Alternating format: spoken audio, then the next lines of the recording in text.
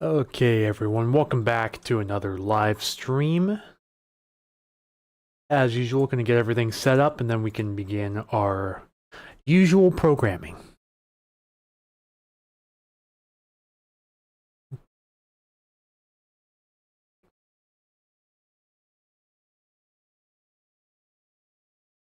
Okay, we're going to look at the radar and satellite imagery around the area. Passing showers behind that little frontal disturbance that came through. Heavy use of showers have already moved well off to our southeast, south of Snoqualmie Pass. Looks like most of this fell as either a winter mix or rainfall. Cheryl Murray on YouTube, welcome. Good evening to you as well. So yeah, the heaviest precipitation has already moved through the area from northwest to southeast. Has crossed over the passes. Some heavy snow over parts of Stevens Pass, but not too much at Snoqualmie Pass. Stevens Pass is around 4,500 feet, I believe, and then Snoqualmie is around 3,500. So higher snow levels with this event, by the looks of it. Even some reports of some snow or ice pellets embedded in some of the rain as it moved through the area. It's what some of us like to call a chunkier rain as it moved through. See some pretty impressive radar returns, but this wasn't really indicative of heavy rain. Trying to remember the name of the phenomenon that this is, but it's enhanced radar reflectivity as shown here. Not necessarily because it's heavier rain, but because it's sort of a looser snow surrounded by rain.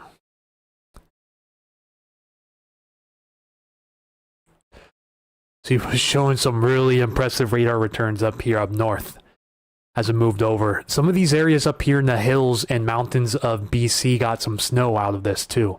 But a lot of reports of a wintry mix or some snow pellets embedded in the rain up here north of the border for the most part.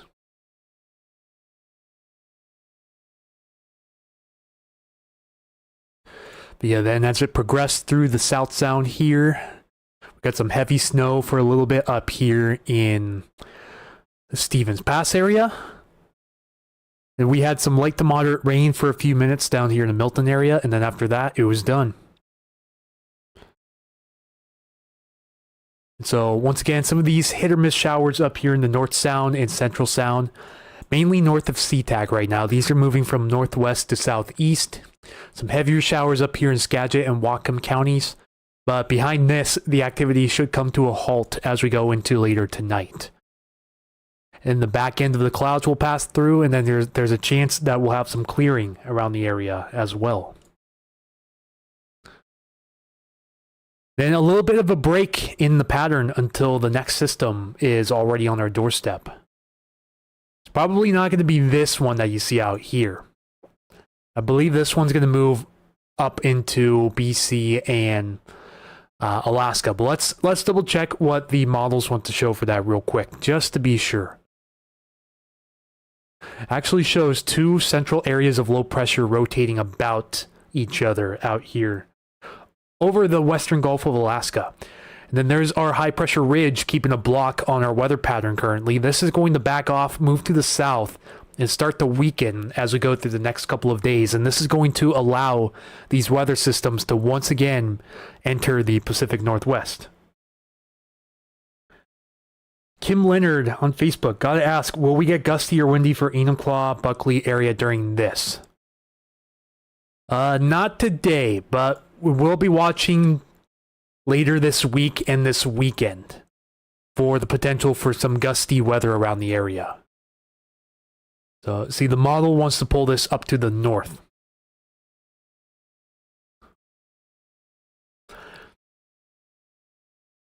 See, and then the two little low centers consolidate into one here over the Aleutians.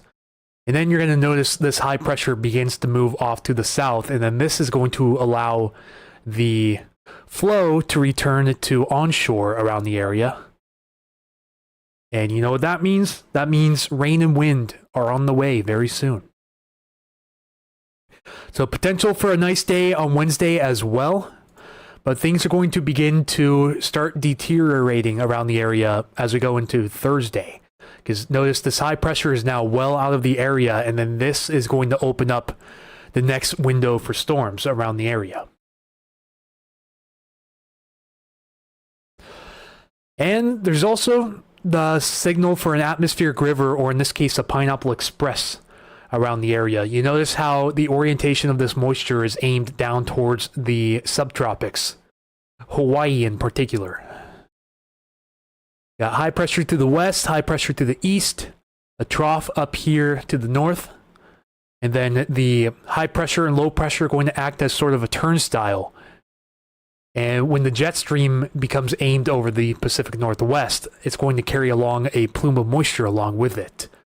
The scientific term for that is integrated water vapor transport, or IVT for short. And Thursday into Friday, you notice the signal increases for atmospheric river potential. And a lot of people, for some reason, get triggered when I use that word. But that's the truth to it. That's the scientific term. See, real textbook Pineapple Express signature here as we go into Friday afternoon. This is going to allow the storm train to kick up again, but the question is, for how long? If it stays like that. Okay. Vicky, how will passes to Boise from Tacoma look for the weekend? Excellent question. If you're talking about Snoqualmie in Stevens, the 18Z European is fresh off the press as of recently, so we can begin to look a little closer into the next 6 days. There's our system coming in Thursday into Friday. So it's looking like the system's going to be a little bit weaker here on Thursday morning, but it does bring some snow, steady snow, to all of the mountain passes, as seen here with the blue, and steady rain down here in the lowlands as expected. And so that's going to go on for about 6 hours before we have a transition back to rain. And this is relatively moisture starved, as you've probably heard Michael Snyder of Pacific Northwest Weather Watch say. He talks about how moisture starved these systems are right now. But the one coming on Friday doesn't look as moisture starved. It's going to deliver quite a bit of rain to the area. All right, Jennifer Ann with Whatcom County Weather is in the house, everyone. Looks wet later this week for sure with 3 pineapples. Yes, absolutely. Dirk Doppler on YouTube says bomb cyclone. I don't know about that one. Could be a bomb cyclone out there. I haven't seen the past imagery. We usually have to go back to a 24-hour period before to determine if this bombs out off the coast, but it doesn't look like it bombs out. Believe my imagery only goes out to 10 a.m. today, so only the last 7 hours on this model at least. It's deep low pressure, don't get me wrong, but I don't believe this qualifies as a bomb cyclone, which is a 24 millibar pressure drop in 24 hours. That's what constitutes a bomb cyclone up here in the mid-latitudes. So overall, this high pressure is going to begin to weaken and slide off to the south, and this is going to allow the storm train to kick up yet again across the air. Excuse me, across the area. So notice with this atmospheric river system that comes in, the snow levels are going to be higher. So it's going to keep most of the snow up to the higher peaks of the Cascades and the higher passes up here along where Highway 20 crosses over the North Cascades National Park up here. You notice it's a little bit marginal between a mix and steady rain up here at Stevens and Snoqualmie passes, as well as White Pass as well. That's just because there's going to be a hint of subtropical moisture coming in, and usually that's associated with warmer than average temperatures. So that means is the snow levels are going to be higher for this next event, Friday into Saturday.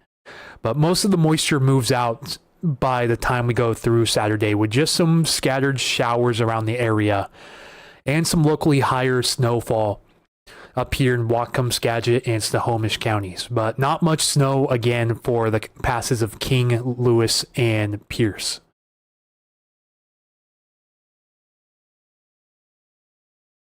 See, and then we watch this next system, which shows an area of interest along the Oregon and Washington coasts. Notice it's around 1,002 millibars in pressure as it moves in. This is going into Sunday morning, and this could pose an isolated strong wind risk around here if the model holds its forecast in future runs. All right, I see a few seconds ago, Whatcom County weather's in the house. Looks like Randy's also tuned in. Jennifer says, was looking at freezing levels and it looks like maybe 7,000 to 8,000 feet, but wasn't good agreement on just how high. Yeah, the GFS tells a completely different story. And let's go, because this is going to be my first time checking out the 18Z GFS as well. That was my first time looking at the 18Z Euro, but let's see what the 18Z GFS has to show. Shows good agreement on Thursday's system. See snowfall around the passes, rain for the lowlands. Timing's a little different, but then it shows Friday's system, and overall good agreement on that as well so far with the Euro. See, snowfall staying mainly north of Stevens. This could include part of Stevens, but stays to the higher peaks mainly north of Stevens. I believe this is trying to simulate Mount Rainier, but due to the low resolution of the model, it's not doing a great job showing where Mount Rainier is on this map. But around the rest of the area, good agreement so far on the potential of this atmospheric river coming in. And then the agreement starts to get a little sloppy here as we go into Sunday. And then this is a look at the extended run here. This will most likely change. The current European doesn't go this far in the range yet, but it's showing a system coming through the afternoon of next Monday as well. Another potential windbreaker with heavy rain possible. If you guys follow the page Ingalls Weather, based in Canada, they've been posting about the potential for an atmospheric river sometime around December 9th. This is what the GFS is showing right here. And this also looks like a Pineapple Express. So once again, subtropical moisture resulting in above average temperatures, which once again raises the snow levels to only the highest passes and the highest mountain peaks. So the GFS shows that, and then another system clipping us next Wednesday. It looks like we're on the tail end of yet another system. So the GFS actively opens up the storm train here, and now we're dangerously in the fantasy land. Sparky1549 on YouTube. Hello, hello. Yeah, we're dangerously in the fantasy land here. This is where the lower resolution of the GFS starts to really throw people off. So it's showing some lowland snow down here in the southwest interior, as well as north of Everett too. This most likely will not materialize like this. Just have to put a little disclaimer on that right now. Either way, that system starves out of moisture pretty quick. If we were to have an Arctic air mass in place to our north, it would dry out the moisture before that Arctic air mass really settles in. See, so this goes all the way out towards December 17th, but take this extremely with a grain of salt because this is textbook fantasy right here. But yeah, the GFS really opens up the storm train for this next 2-week period. How does the wind look for the Puget Sound? That's a great question. We can look at that right now. So I'm going to zoom in real quick to the Washington state sector and go to 6-hour max 10-meter gusts. So it shows a little bit breezy tonight and tomorrow morning, but nothing of concern. And then we calm down a bit Wednesday and Thursday. Not too much wind with that system on Thursday, but then the wind picks up a little bit here Friday afternoon. So this will be the next closest area of wind to watch around the area, where we could get close to 35, maybe even 40 miles per hour around some spots of the Puget Sound. So we'll be watching that in the coming days, and when the high-res imagery really begins to come into play, I'll show you guys that as well. It's also picking up on the westerly surge affecting parts of the Strait of Juan de Fuca, Whidbey Island, Fidalgo Island, and San Juan Island areas as we go into early Saturday morning behind that frontal system. And it's showing again another round of wind with that next potential system Sunday morning too. So be keeping our eyes peeled on this because it does show some areas of stronger gusts around the Kitsap Peninsula, parts of the Strait of Juan de Fuca, and the potential westerly surge once more affecting Whidbey Island and similar areas. As well as the north coast where gusts could potentially get up to 45 miles per hour Sunday morning. Around the rest of the sound in the 30 to 35 mile per hour range right now. Nothing really sticks out as critical, but definitely showing a sign of an active storm train coming back up. All right, Carla Jovaio, loving this weather. OMG, winter, I'm ready. Miss your face. Hope you had a nice Thanksgiving with family and friends. Did I see Andy Johnny Rain while he was in town? Unfortunately, I did not. I was not able to make it out for his event. I also see he liked the stream 9 minutes ago, so he did tune in. May still be tuned in as well. But yeah, unfortunately, I was not able to make it out to see Andy, sadly. Just for those of you who want to know, these are former co-workers at the Safeway right down the street that I'm talking about. You know, some of you may recognize me. I used to work in produce, and I was also a cashier at the Milton Safeway. Some of you guys may call it the Edgewood Safeway, but it's on the Milton side of the street. 900 East Meridian. You know, a lot of people in the Milton area know who I am just from working there. But, you know, small town life is what I like to call it, and I wouldn't change it for anything. So, but anyways, we have a couple potential windy periods coming up as we go through the end of this weekend. One looks like Friday and the other looks like Sunday. So we'll be actively watching changes in the forecast over the next few coming days.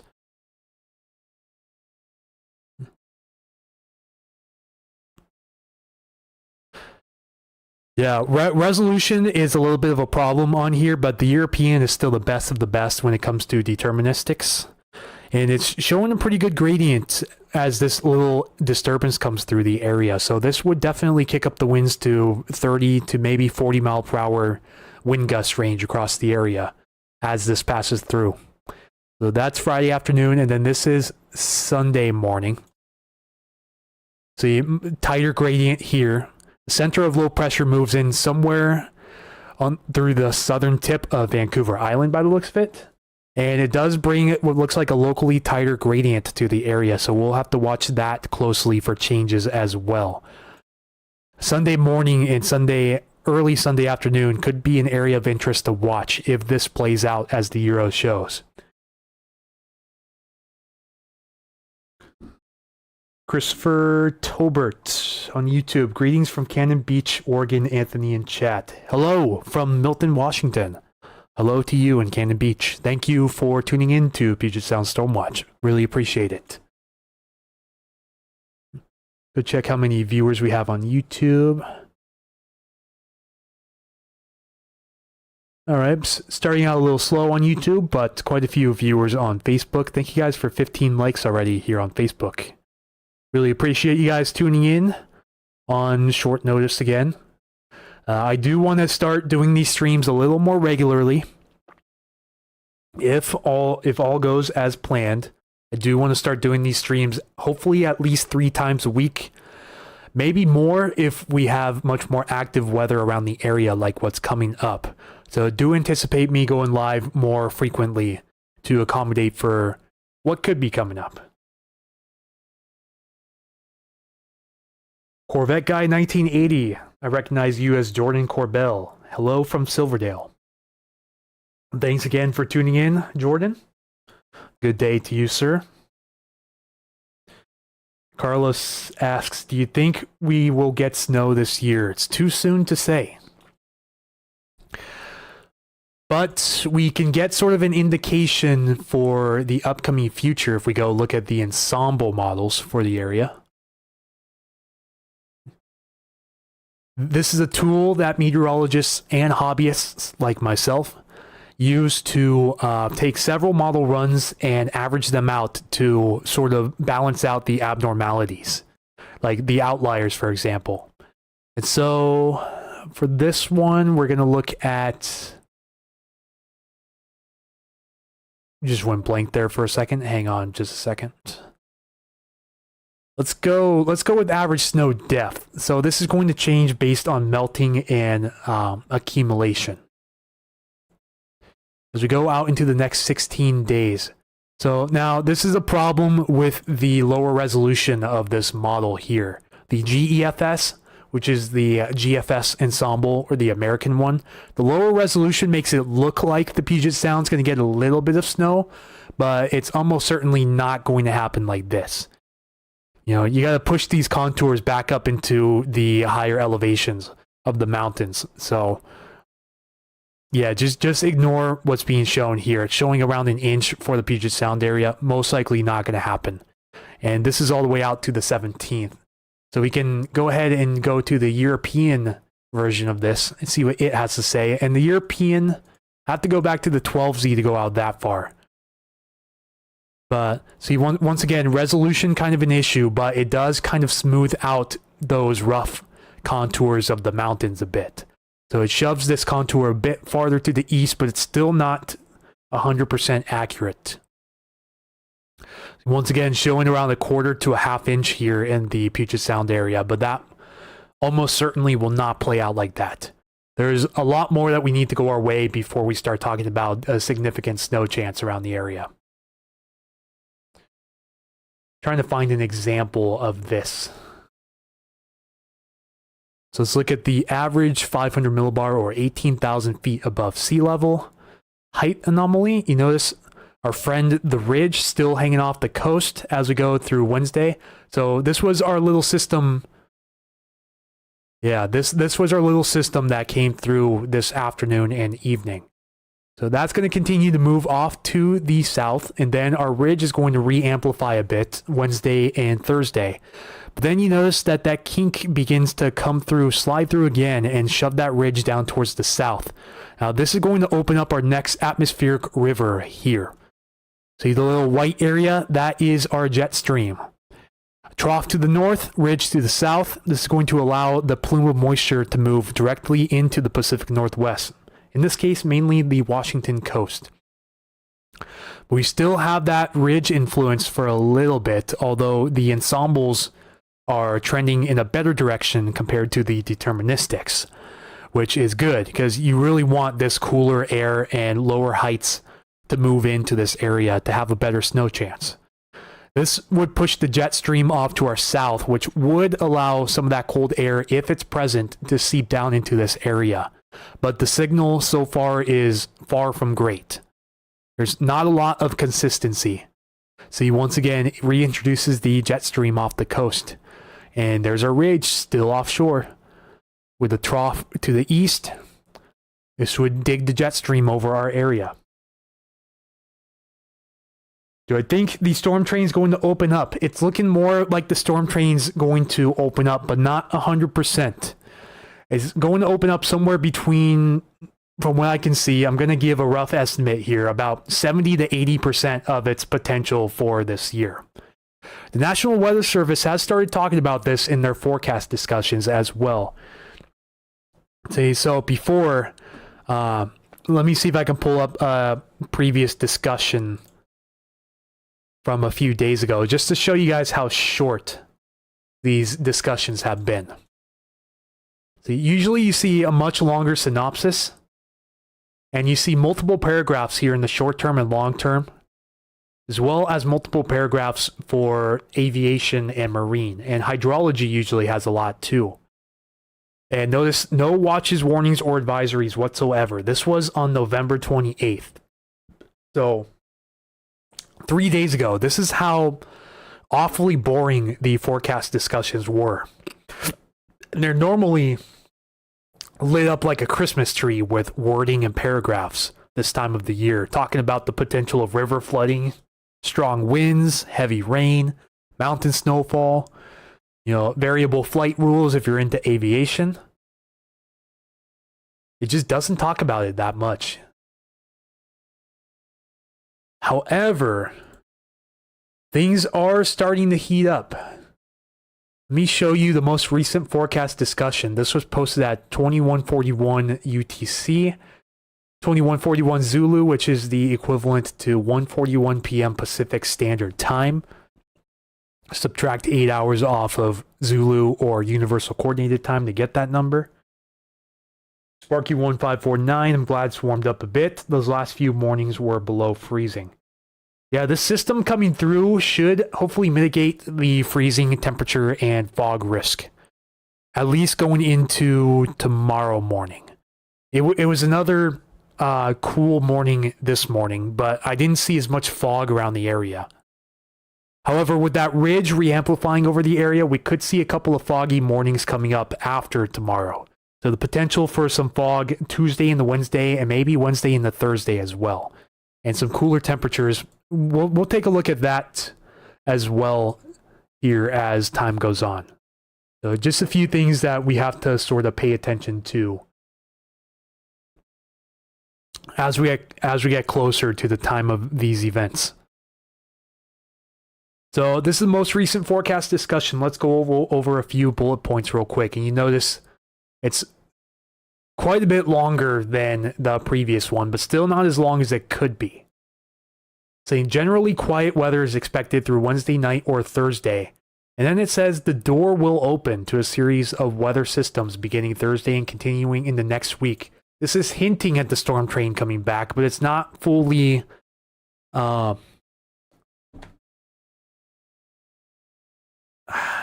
bear with me, I lost the word I wanted to use. It's not fully committed to the storm train coming back for good long term is what I'm trying to say. It says initially the concerns will be gusty winds and the potential for coastal flooding because we have those king tides coming through again, and it could coincide with some low atmospheric pressure, although not as strong as the king tides we saw, I believe it was the beginning of last month, when we had some moderate to major coastal flooding along the Washington and Oregon coasts, and we had all the chasers out watching at Cape Disappointment and Rockaway Beach and all of that. I know Ben and Michael were out in little groups out there. Then transition to a river flood threat with a continued coastal flood threat as we move through the weekend into next week. And then it says active weather is likely to continue through at least the first half of next week, a good indication of what's to come. Now that the National Weather Service is on board with this as well, confidence is increasing that we at least get a little hint at the upcoming storm train.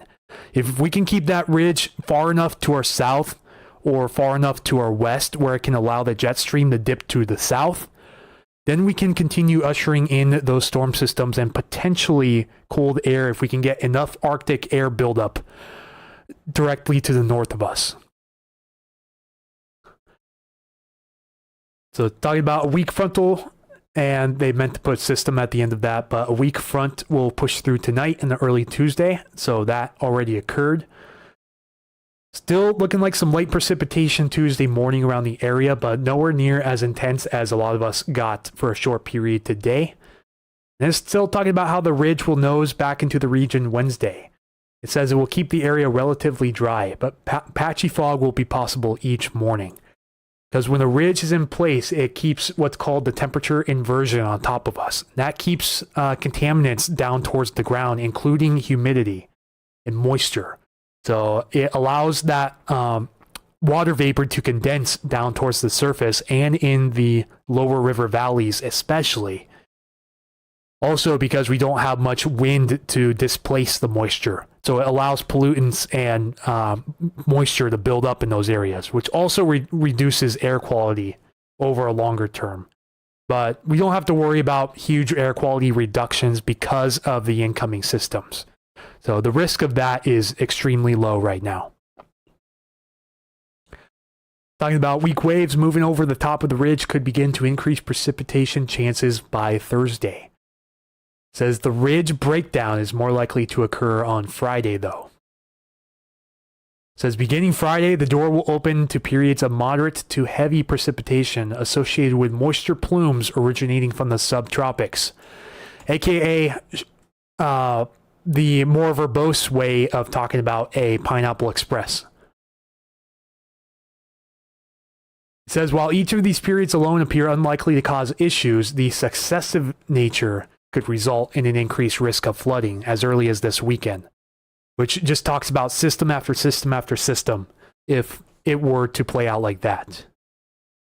Also talked about rainfall-driven landslide risks as well. So it's really the first time we're seeing landslides show up in the forecast discussion this year for the storm season. It says, landslide indices are approaching seasonal thresholds, and by early next week, the landslide risk could become the highest yet seen this season. Not really saying much because we haven't had a high risk or anywhere really above a moderate risk this season so far. So I'll take the last sentence of this pretty loosely. Irene Jimmy. Wow, it's been a while since I've checked up on the Facebook comments. 10 minutes ago, hoping for snow in Enumclaw. Most likely, if not the second half of December, then sometime in January would be the best bet. There's a few things not going our way still when it comes to snowfall around the area that we kind of have to sort out as we get closer in time. There's a lot of variables such as the placement of Arctic air and placements of surface lows off the coast to allow moisture in. All of that is critical to a lowland snow forecast.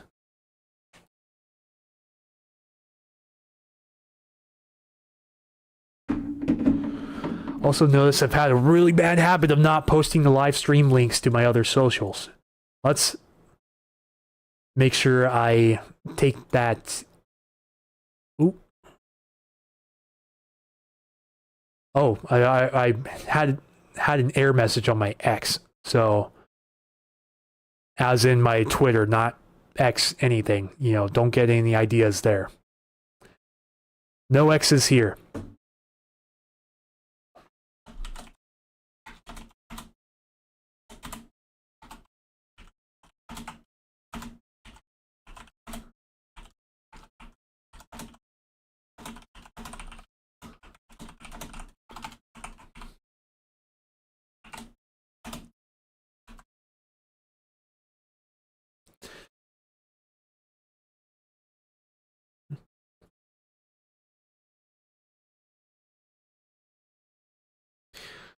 All right, let's make sure I post it to Blue Sky too. Just hit 100 followers on Blue Sky the other day. So really great achievement there.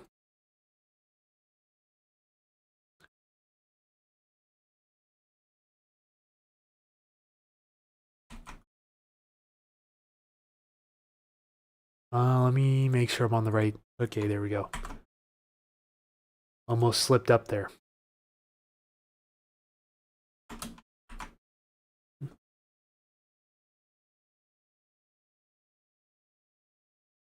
All right, cross-posted it.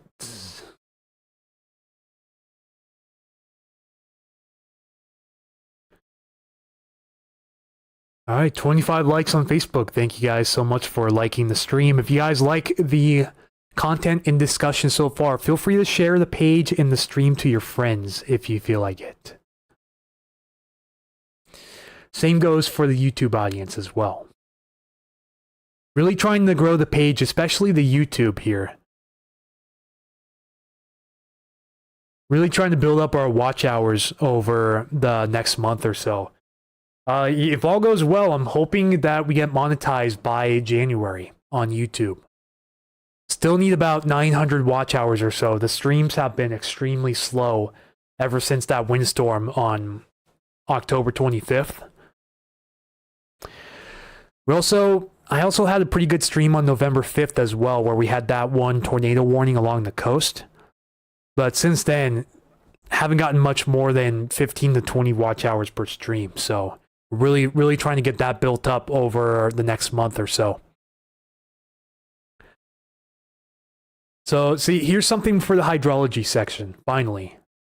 And we also have a small craft advisory for a few of the coastal waters as well. But other than that, no alerts inland at the moment.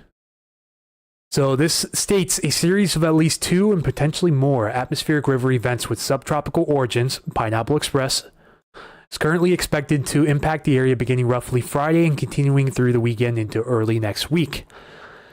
Given the lead time, there is still quite a range of potential outcomes, but there is at least a chance of a significant flood event beginning as early as this weekend, but more likely early next week. So the 50th percentile median forecast currently would result in only a few rivers reaching action stage. Well, if we go up to the 90th percentile, the reasonable high end as it shows here, in particular would indicate the potential for a few rivers to reach major flood stage already in the season. This is pretty quickly after these systems start, so if it starts happening after 2 or 3 systems, then we know that these systems coming in are the real deal. At least when it comes to rain. Not necessarily wind potential, but rain for sure. These higher end scenarios would also bring with it an elevated rainfall driven landslide risk. So the second time they talk about landslides in the forecast discussion. They're really starting to emphasize some of these words throughout the forecast discussions here. In the long term, looking out beyond the next 7 days, the CPC Climate Prediction Center has issued a moderate 40 to 60% chance of hazardous rain, high elevation snow, and winds continuing through December 10th. I should note, though, that this is an experimental property here. So CPC has a few experimental products out, and let me see if I can pull that up real quick.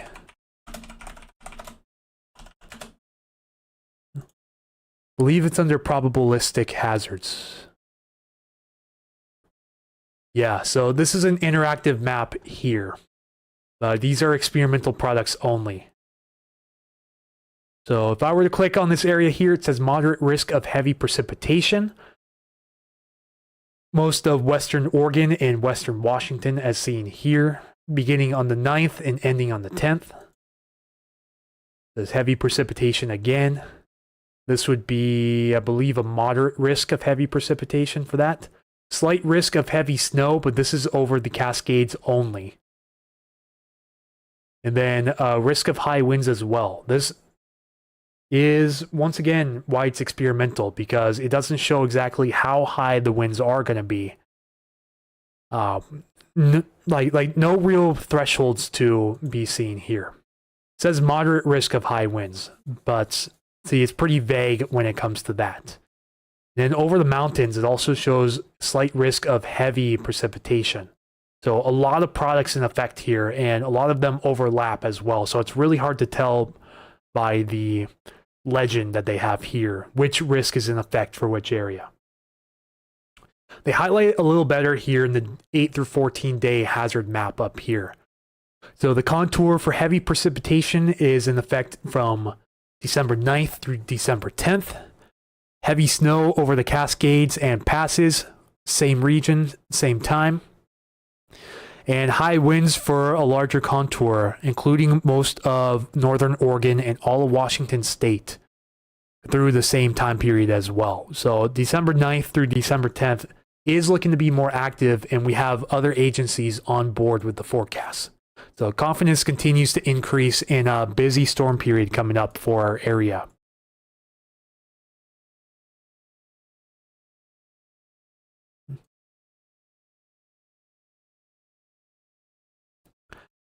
But yeah, other than that, not too much out of the ordinary for this time of the year. These forecast discussions are going to be getting longer from this point on. Almost guaranteed.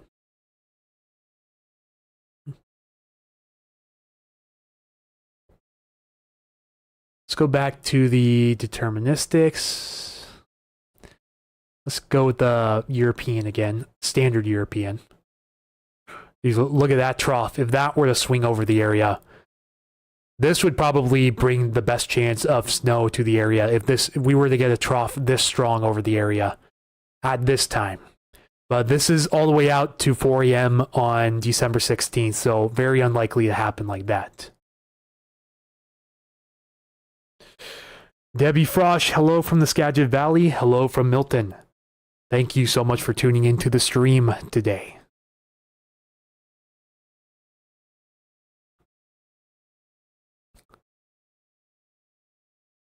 Since it shows the origins more offshore, this would have more marine influence than Arctic influence. So I kind of take that back to the potential, or for the potential of snow. And we still have that strong ridge looming to the west too.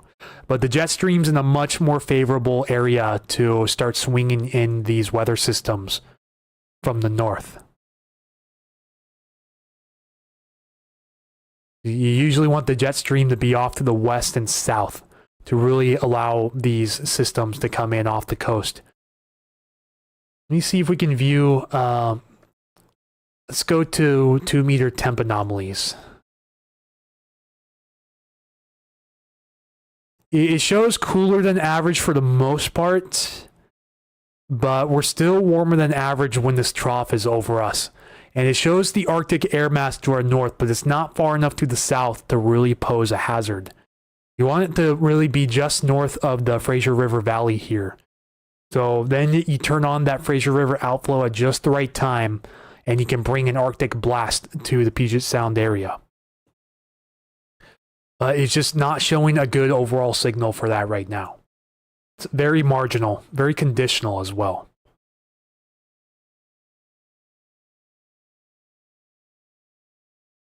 Let's go look at 5,000 feet rather than the surface. This will usually give us a better indication of the temperature anomalies. And you notice confidence is still pretty low on any Arctic air near this area. Towards the end of the run, a little bit better, but it has it more bottled up north towards Yukon Territory and Alaska than it does down here. So just not seeing any good indications in the more reliable model runs. Now the GFS is where it's going to go insane. This is probably going to show you some crazy values, which it usually does. The GFS is known for having some unhinged solutions out in this range. And no exception for this one as well. See, after that system comes in on the 12th, it really wants to sag us in some Arctic air, like in a favorable spot. Most of it's off to the east of the Rockies again, but it would have a chance to sag off to the west. It brings some Arctic air into eastern Washington and northeastern Oregon in the Blue Mountains region, but it's not super sold here on the Puget Sound region quite yet. This would be much below normal, don't get me wrong, but it looks like more of an Arctic blast right now than any sort of snow event. Just because we don't have a trough in a favorable region. You usually want a surface low right off the coast moving from northwest to southeast. So that way you don't get too much marine influence and therefore warm air at the same time we have Arctic influence. Because you have too much of one or the other, you're not going to get enough of that balance to have snow around the area. Compared to out here in the Midwest, where there's much less marine influence out here, there's a lot not going our way with the Pacific being right there. You know, an extremely conditional threat, for sure. Look at the jet stream winds. See, that's our ridge still trying to hang on for dear life. Then the jet stream is going to sag south, and we're directly under the jet extension going across the Pacific here by Friday afternoon. And that's most likely going to be the time of our next little Pineapple Express event around the area. So we'll be watching that over the next couple of days. And the potential for some weak ridging again returning, but then by the 9th, boom, right under the extension yet again. So 2 potential atmospheric rivers by the end of next week. And see, it shows a trough clipping us again. Once again, remember, this is the GFS, so probably won't play out like this, but the GFS does have its wins sometimes. Does occasionally take its W's, but not as much as the European. So let's just check the next 6 days here on the European, so we're not too far into fantasy land. This is going to be the model of choice for sure. See, it shows similar, so pretty good agreement on the position of this jet extension as we go into Friday afternoon. think the Europeans a little bit farther north, which would put most of Vancouver Island under the gun rather than Western Washington. But still has a chance to sag south as it goes into Saturday morning, which would be favorable for some locally heavy precip amounts, including in the higher terrains as well. But a setup like this would not be favorable right now for any heavy mountain snow accumulations. So limited travel impacts expected with this atmospheric river or Pineapple Express in this case.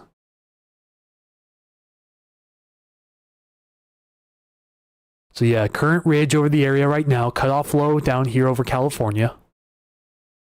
And nice little long wave upper level trough extending out over the Midwest. This is allowing active weather over parts of the Midwest and Great Lakes region, including widespread snow out there. And that's going to slide off to the east. Then strong jet extension out there over the Great Lakes and Appalachians. And still just hanging on to that ridge a little bit before it starts to back off. And then that's going to allow our storm train to fire up again when it starts to sag south of California off the coast. This will allow hopefully just enough of a jet stream influence to allow these troughs to start to swing in on a regular basis. That would be the key to fire up our storm train again. Just how far south will the jet stream move? That is the question.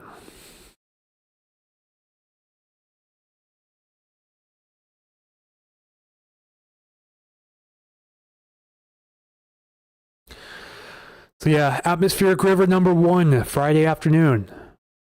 Subtropical origins just to the north of Hawaii here. But notice you have the ridge right here and the trough up here. These will act as sort of a turnstile for the jet stream to drag moisture in across the Pacific. Then we have to go back to the 12Z to go a little bit farther into the future. But then this time period, the 9th into the 10th, would most likely be the second strong Pineapple Express atmospheric river event. Again, relatively similar area of origin off the Hawaiian Islands, across the Pacific. Ridge still in place off the coast, trough to the north, driving this jet stream in across the area. Lots of subtropical moisture. And then, of course, a few things to watch into the future here, too. I don't know if I've showed you guys the 12Z European yet. So let me zoom in a bit and show you some of the little fantasy numbers that are coming in.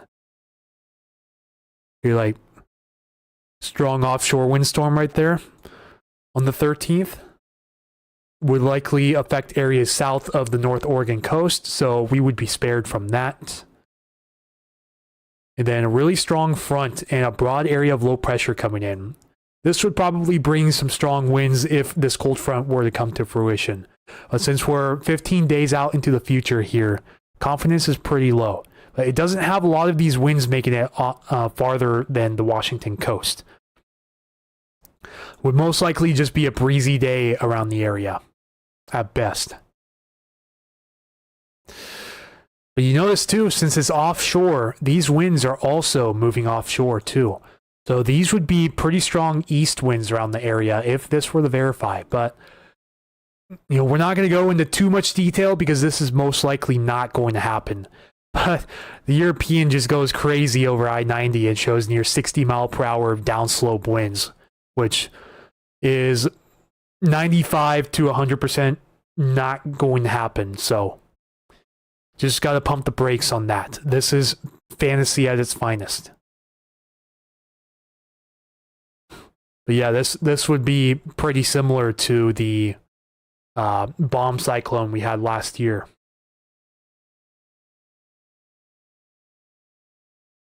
It's a broader area of low pressure, not as strong, but it's much closer to the coast. But before I incite any unnecessary panic, let's step back from that. Just, kind of forget I ever showed you guys that right now. But let's look at some more short-term runs. So we can see some temperatures and potential for fog and whatnot around the area. Make sure I'm on the most up-to-date run here. So the 18Z NAM 3KM. Starting this morning, it shows areas dipping down not too far. It has us hanging into the lower to mid 40s across much of the Puget Sound. So that mitigates the freezing risk around the area. It's going to be a little bit colder up here north in the Bellingham area, but looking pretty mild here around the Puget Sound overnight. Then we go through the day tomorrow. And we start to cool down a little bit back into the 30s, but not as cold as the last couple of days. See, and then throughout the day, Wednesday, still pretty mild. Some of us dipping down into the 30s again on Wednesday. Like some areas may struggle to break 40 on Wednesday, just as a heads up.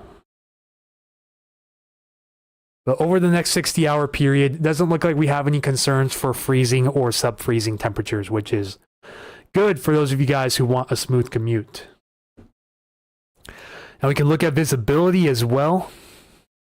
It just gives you a rough idea of where areas will see reduced visibility. You notice that little pocket of reduced visibility from Seattle all the way down here in Cowlitz County. That could be some fog around the area early Wednesday morning and possibly late Tuesday night for the Tacoma area. So that'll just be something to watch closely for the overnight commute. So this would be tomorrow night into Wednesday morning. Chance for some possible dense fog around that area. And again, Wednesday night into Thursday morning, much more widespread fog if this model were to verify. That's what this is showing. Anywhere with a solid pink or purple, if you want to call it that, around this area could see dense fog. So just gotta kind of put that out there for you guys.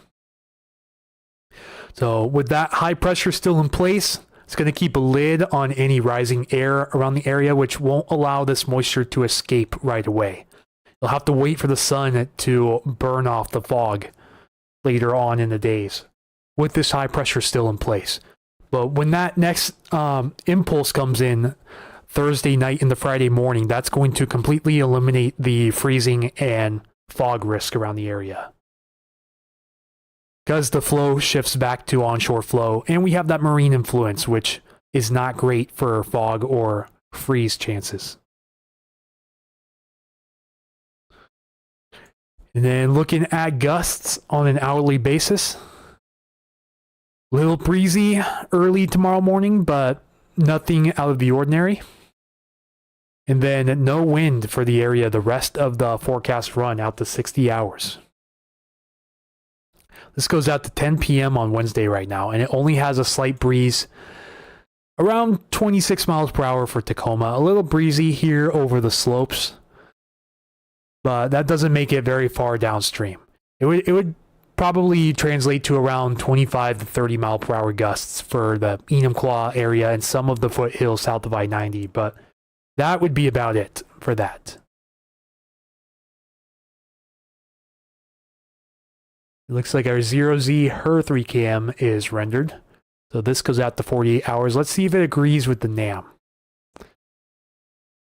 The HER right away has less wind gusts overnight. It has a little breezy off the coast of Grays Harbor County though. But overall, pretty good agreement between models so far on that. When it comes to visibility,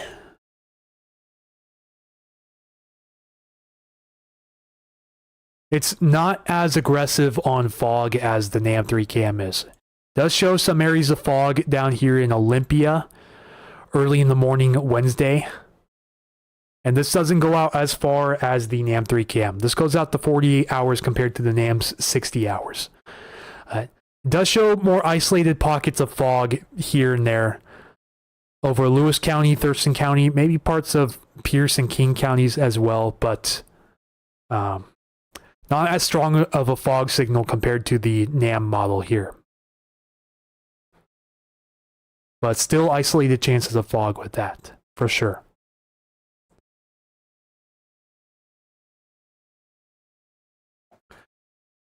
All right, comment section's been pretty dry for a little bit. Would anyone like to ask any questions or have anything addressed while you're watching right now?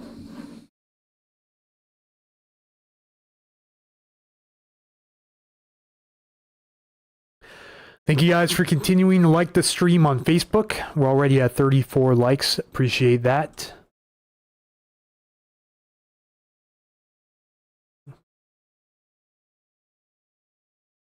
All right, there's one. Tiffany Ann. How's Arlington looking?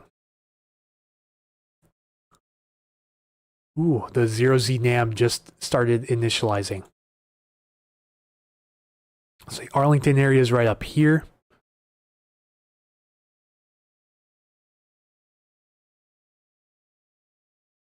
Looks like visibility could get low at times. Early tomorrow morning and Wednesday, but it's not showing dense fog up there.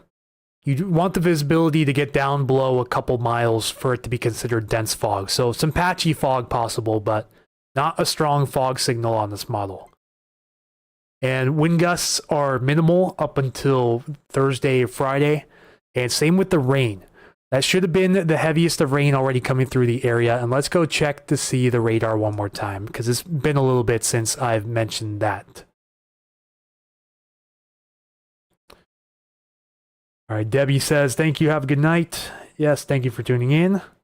Corey Hoffman, any power outages near the foothills? Like any upcoming power outages or any power outages right now? Because upcoming power outages, since most of the leaves are off the trees now, the chance of power outages with winds of wind gusts in the 30 to 40 mile per hour range are much less than earlier in the season. So we should see far and few power outages, if we have any, with the upcoming systems coming through. It's raining pretty good over the Arlington area right now. These showers are moving from northwest to southeast. They're moving pretty quick too, so these should be out of your area very soon. And maybe a few passing showers behind it, but behind that, it's really going to dry out tonight. Corey Hoffman says, yes, the power outage forecast. Yeah, power outages look minimal coming up this weekend. Although we can't count out any isolated power outages, but the chance of outages looks very minimal for the foothills coming up over the short-term period. I don't see any indications of strong wind gusts or any major storms coming up. These look like more run-of-the-mill, moderate-end storms over the next couple of weeks. That's in reply to Jordan's comment on YouTube. Any big storms? It's not looking like it right now, Jordan.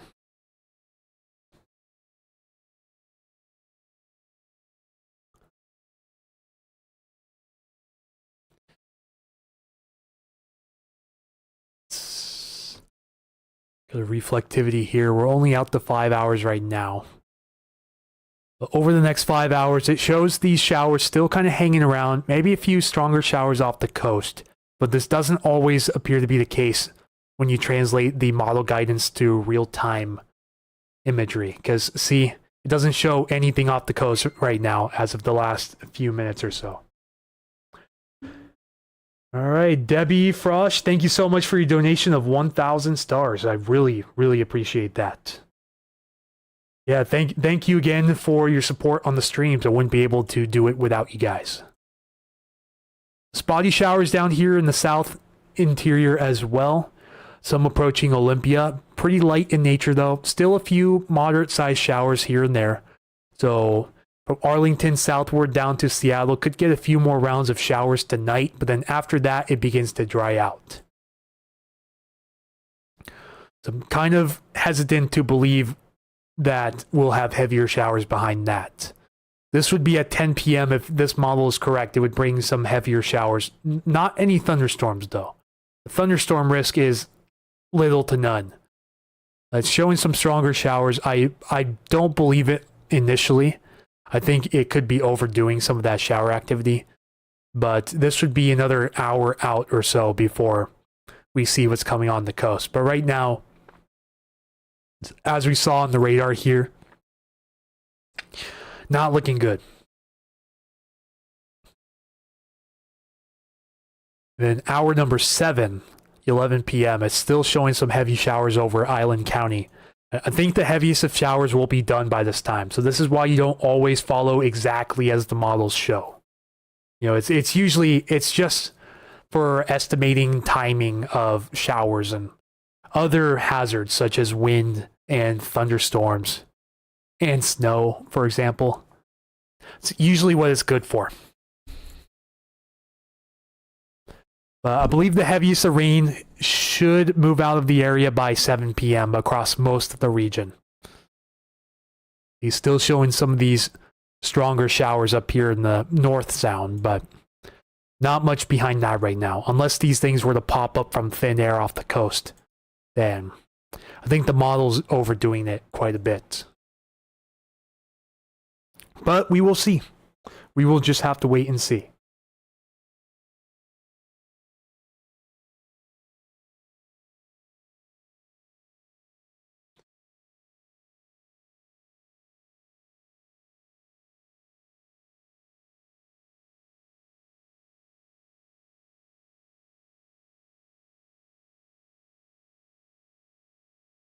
All right, just seeing a couple posts from Ben's page on Facebook, Washington Weather Chasers. Yeah, Ben's page is growing exponentially. It's already at 120,000 followers and getting up there to NWS Seattle as the most followed weather page, including government and news services. So really, I couldn't be happier for Ben and the team. They're really taking off. Unfortunately, when it comes to growth on my page, though, it's been slim to none. You know, we just hit 32,500 followers, so that's good. But I think we hit 32,000 around November 5th or so when we had those storms come on the coast. I think a little bit after that we hit that, and since then, the growth has pretty much flatlined on this page. How is the outlook for the new year? Is that too far to report? Kind of, but not necessarily out of the question.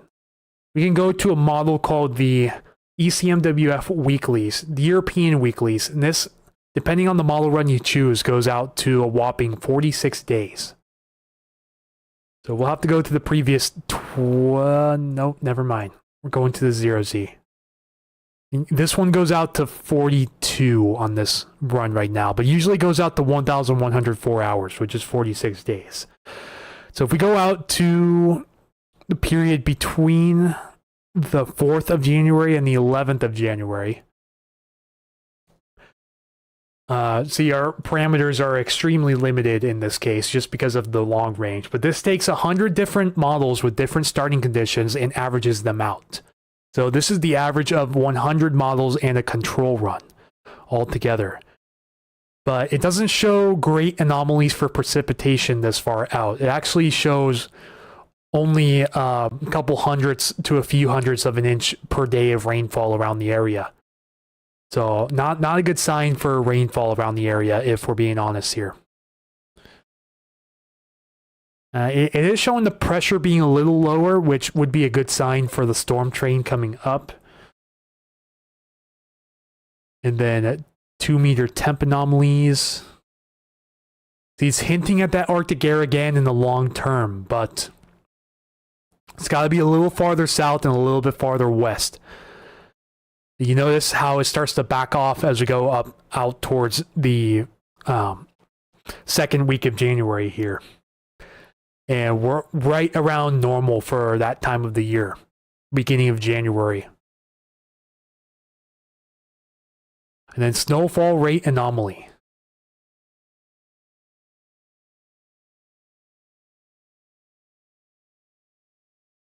Higher for the mountains, barely anything for the lowlands. So even in the extended, the snowfall confidence for the lowlands is little to none. Hopefully that took care of your question, Corey.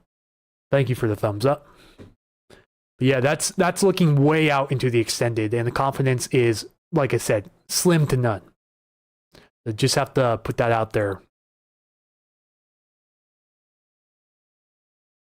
Let's go look at some of the AI parameters here. The AI has been it's been learning the it's been learning the upcoming weather patterns pretty quickly here. So the AI's been doing as well, if not better, than the European in some ways, shapes, or forms. This is precipitable water anomalies.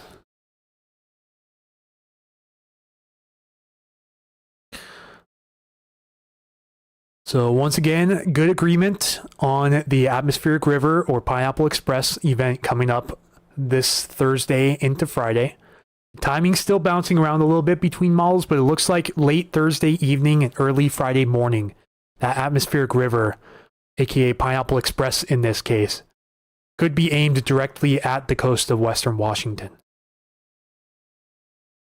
And then for the range in the 10th, yeah, it's a little more of a atmospheric river than a Pineapple Express in this case. And remember, all Pineapple Expresses are atmospheric rivers, but not all atmospheric rivers are Pineapple Expresses. It's the area of origin, but this atmospheric river originates north of the subtropics. So this would be more of an atmospheric river if the AI model is correct than what the European and the American are showing, which is a Pineapple Express originating down in the subtropics. So a little bit of disagreement with the origin and therefore the nomenclature of that upcoming system around the December 10th corridor. All right, Mark, welcome back. How much rain is coming for Ladysmith, BC this week? Hope the winds are not strong. Yeah, let's go a little bit shorter term here to the European, and let's zoom in quite a bit. The Ladysmith area is right around here south of Nanaimo, so we'll keep an eye on that very closely. Definitely shows it getting breezy around the area.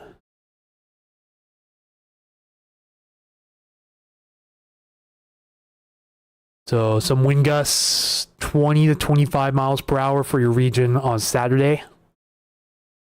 And then possible stronger winds as we go into Sunday afternoon here. See, the frontal system is right around here. You can see the cutoff on the map. This would possibly bring some breezier wind gusts up to the Ladysmith, Nanaimo area. And for rain, you can go to total rain over the next 144 hours.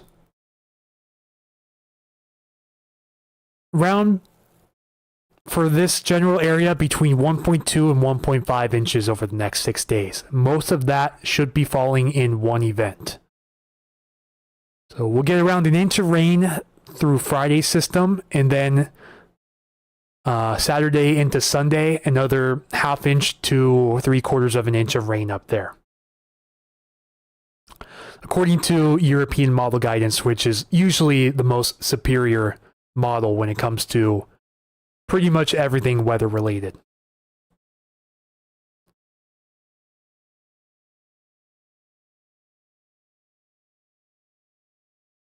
Yeah, this is showing some shower activity through tomorrow morning and afternoon, and then a little bit of a break for the area.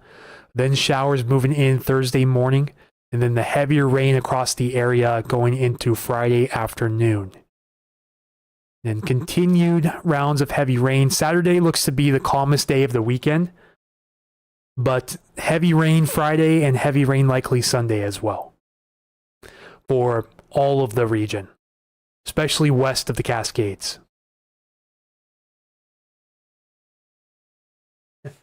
Every time they call for winds, I never get anything.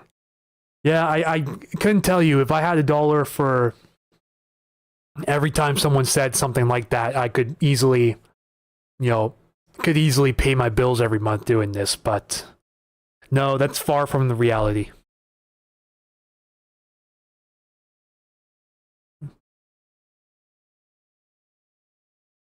Already approaching 50 likes here on Facebook. We're at 41. Thank you guys for liking the stream.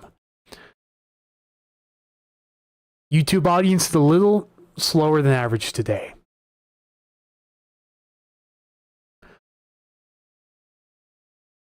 Guessing Sonia, my moderator, is probably moderating another stream.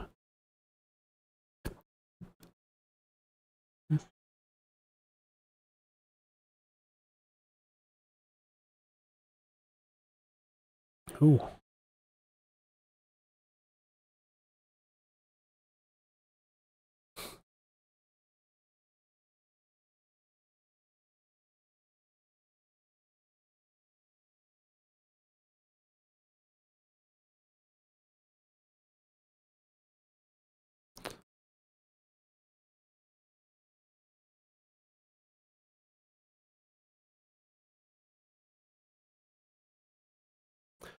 I don't know if you guys heard that, but I was watching some highlights from the game tonight so far.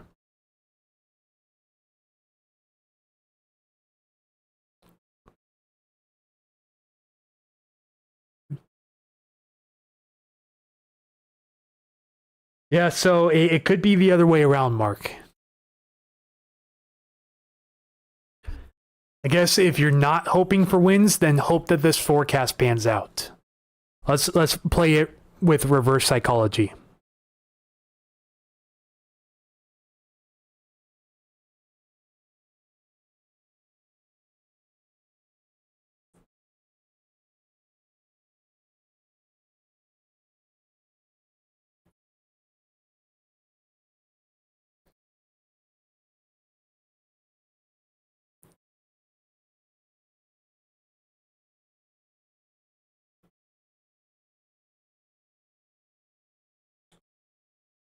How cold will it be tonight? The chickens want to know.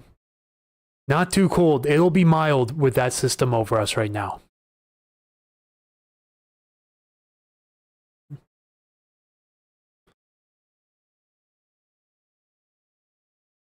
And we won't get anywhere close to the 30s around here tonight.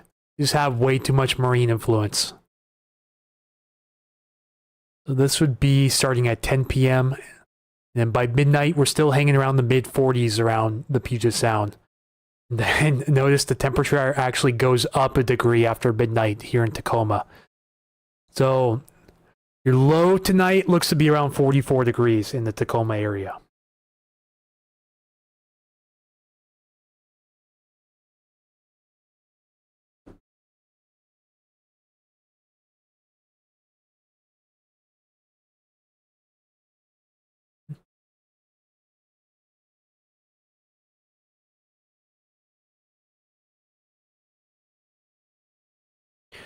Yeah, it won't be anywhere near freezing around the I-5 corridor tonight. The chickens, thank you. We'll tell the chickens they are very welcome. And cock-a-doodle-doo.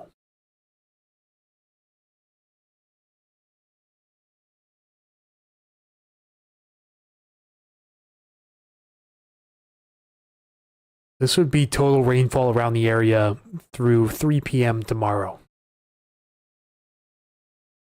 Liz Caraway, my son is flying into sea from Kansas City in the morning. How does it look for him? Right now it looks pretty good. Very minimal rain around the area. This right now shows the rain completely missing the SeaTac area and very little to no wind. A little breezy at times along the water, but that's about it. So really good flying conditions around the SeaTac airspace.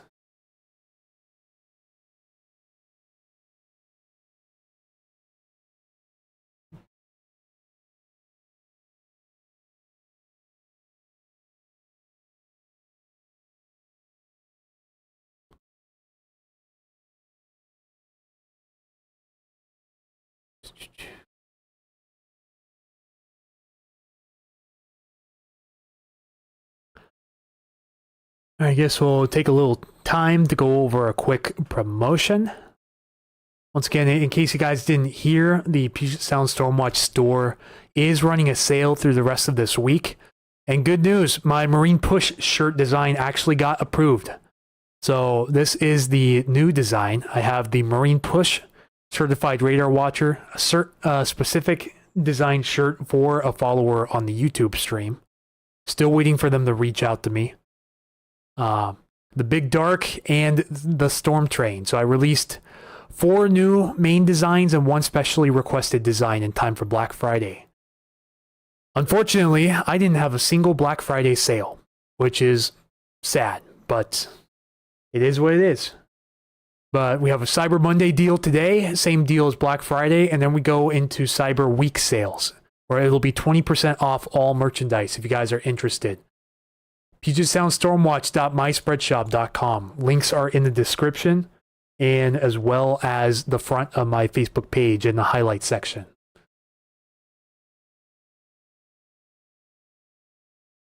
Why have they just said wind's not as strong as the models say?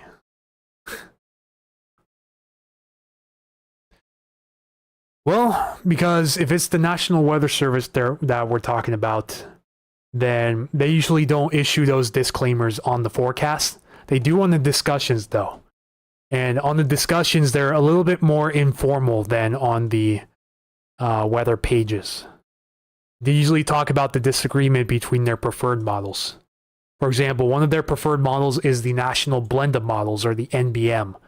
It's one of the ensemble style models here. It's an average of all the major model runs culminated into one. This one goes out to 10 days.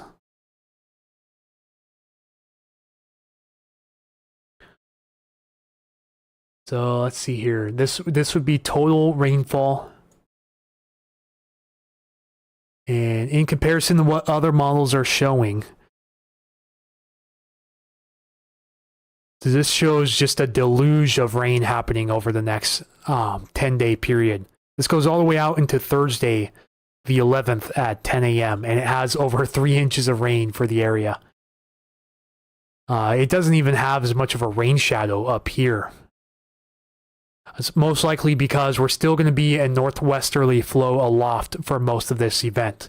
So that shifts the rain shadow the more down here in the South Sound, but the NBM is not showing that.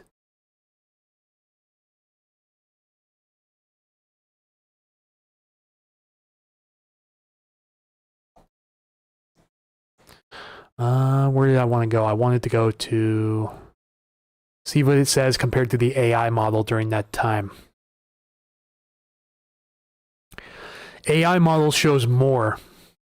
So this would be the total 4+ inches between now and Thursday, the 11th at 10 a.m. Compare that to the GEFS, the American model, and it actually shows less for total precipitation. Under 3 inches for much of the area, an exception for the Everett area. But this is a lower resolution, though. Last but not least, we'll have to shift back to the 12Z of the European. At the same time, European is leaning towards what the AI form of the European is showing. So some pretty drastic changes in the precipitation forecast long term, if you just focus on the ensembles, that is.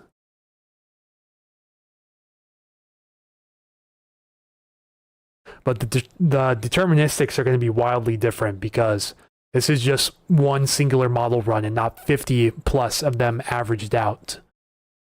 So of course the deterministics are most likely going to show more. See, I just changed one run. I went from the 12Z here to the 18Z of the AI forecast system, and it bumped everyone up to over 5 inches by Thursday the 11th.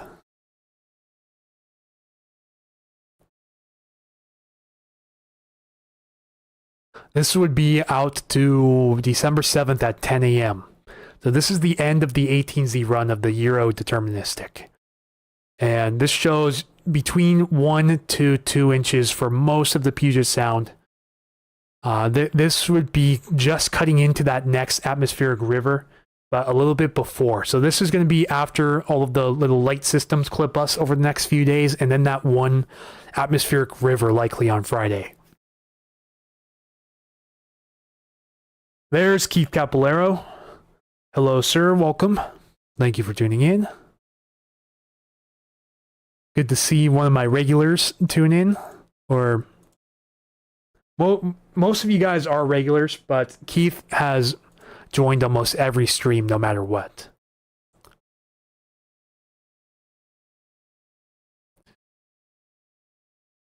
Hey, Keith, have you heard from Randy and the crew to see if they want to do a stream tonight? 'Cause I don't think I've seen that anyone else is doing a stream tonight.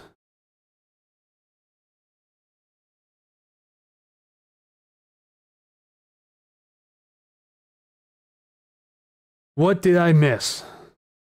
Well, we're just talking about the upcoming storm systems right now. Atmospheric river potential coming up Thursday and the Friday, as well as Sunday and the Monday by the looks of it. And I can go over this one more time.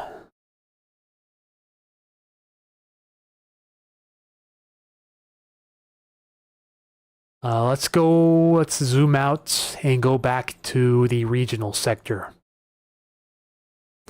Northwest regional sector here. Then precip type and rate. Here's that weak system continuing into tomorrow. And then another little system comes through Thursday. And then our main system of the week comes through Friday afternoon. So this is, by definition, a Pineapple Express because it taps into subtropical moisture down near Hawaii. So Pineapple Express aimed at our area. This will bring higher than usual snow levels because of the subtropical moisture, which is usually above average temperatures. It's going to raise the snow levels for a bit. And then it shows the potential for another system coming through Sunday morning as well, but not as potent right now. Could serve a little more of a wind risk though, because we do have this area of low pressure approaching. There's still some model disagreement on how strong or where this pressure is going to move. But the associated pressure rise could bring some breezy winds up to 40 miles per hour for some of the area on Sunday, later in the morning, earlier in the afternoon if the timing stays consistent. Then another system, this looks like a Pineapple Express as well. Other pages have been talking about the December 9th event. This looks like a stronger Pineapple Express somewhere around the December 9th or December 10th window. With all the rain before in a short amount of time, this could up the river flooding potential as well as the aerial and small stream flooding potential as well. And the NWS forecast discussion has even gone as far to discuss the potential of rain-induced landslides, which is a first for this time of the year. As we go off in the fantasy land, the European just kind of does its own thing and just swings system after system after system through. And one like this, where the low pressure stays relatively offshore, this would pull an easterly gradient. See, it's already showing a 6 millibar gradient between North Bend and Cle Elum right here with 980 millibars right off the coast. This would bring some strong easterly gusts, but then again, remember, we're at hour 354, so very unlikely to happen. Keith says, haven't seen any posts yet from Randy. It probably means they won't be streaming tonight unless it's within 2 hours and they post last minute. Now, on Facebook, I did have Jennifer with Whatcom County Weather here for a little bit, tuning in. Corey Hoffman, how's the weather for this Saturday late afternoon for the foothills? Well, that's well within range of the 18Z, so we can go ahead and check that out real quick and zoom in. So foothill area, probably talking between Pierce and Snohomish counties, most likely. So the main bulk of the system coming through, the moisture dries out by Saturday morning, but we're still going to have some of these spotty showers and some of these in the form of a mix up here in the higher elevations. This should stay well east of most of the foothill spots, including Gold Bar, Sultan, Skykomish, Enumclaw, North Bend, Eatonville, you name it. Should stay well east of there, but some spotty showers anticipated through Saturday. Possibly increasing in coverage Saturday afternoon, but then it's going to dry out pretty quick after that, before the next system comes in early in the morning on Sunday. It does look like Saturday will be the driest day of the weekend for the foothills. When it comes to wind, definitely looking a little breezy Friday night. Pretty breezy up in the foothills early in the morning on Saturday. But Saturday is going to be a little bit of a transition day between weather systems. So the breeziness should calm down quite a bit Saturday, but it will be breezy the day before and the day after. Almost certainly, if this forecast were to pan out. So this would be Saturday at 10 a.m. Breezy here in the southeast King and eastern Pierce County foothills and mountains. And then calming down a bit by 10 p.m. and then starting to kick up again early that next morning. So by 10 a.m., pretty breezy around the area, including the foothills, where wind gusts could exceed 40 miles per hour in some spots. Hopefully that answered your question, Corey. Thank you for the inquiry.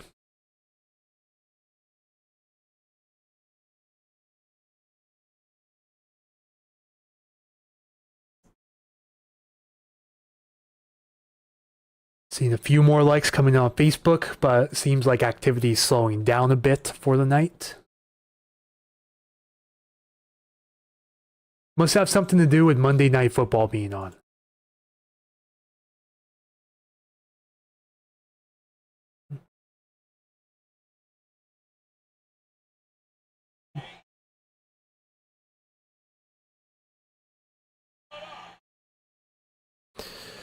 And Giants are doing giant things.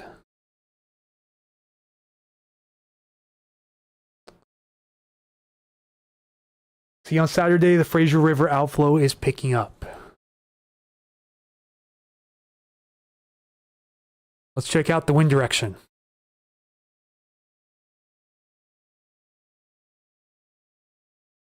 Well, by Sunday at 10 a.m., the westerly surge is coming through. But for most of this period, the wind barbs are facing more onshore than they are offshore. This would be out of the south up here Sunday morning. Not close enough to see the high-res imagery yet, so. Keith said, watching football and you. Well, thanks. It is a privilege to have you simulcast me along with the football game. Yeah, early Sunday morning with that tight little pressure gradient coming through, this is really going to kick up the southerly winds through the area. But we'll just have to watch how tight this pressure gradient is at this time. As this would be about a 4 millibar gradient over around a 30 to 40 mile range, which is pretty compact. And this would allow the winds to kick up pretty good over the open waters. As shown here, sustained winds, not counting wind gusts, of nearly 20 knots, which is about 23 miles per hour. Go back to wind gusts, and this is what it translates to approximately. Over 30 miles per hour possible for parts of the Puget Sound, and some areas hitting 40 miles per hour. It even has the central Kitsap Peninsula here getting around 45 miles per hour between 4 a.m. and 10 a.m. on Sunday. I feel like right now that's on the higher end of the solution, so it's most likely going to downtrend as we get closer. But I will watch carefully for any uptrends or any sustaining trends, because then the confidence heavily increases.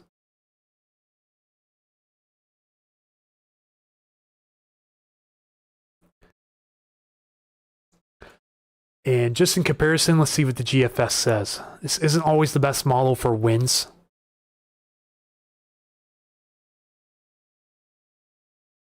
Yeah, the GFS shows much less for winds. But again, I don't prefer using this model for winds. It usually underestimates it by a mile.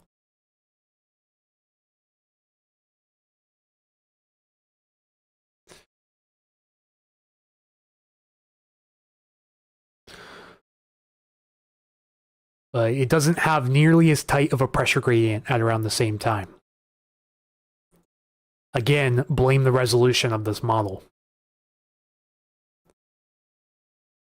And it shows around 1016 millibars, but only a 2 millibar gradient across the whole state. This would bring basically zero wind to the area if this were to verify. But not anticipating it to verify.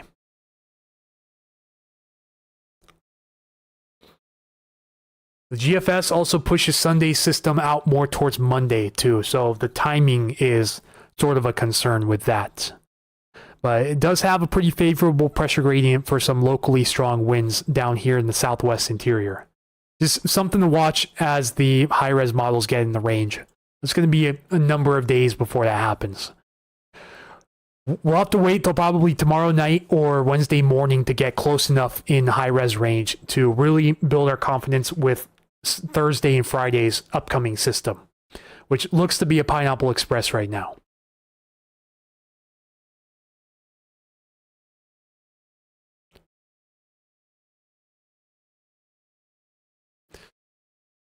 For some reason, we have to zoom out to get anything more than total rainfall. So we can go switch to 24-hour rainfall, but you're not going to see the precise locations like you would at the state zoom.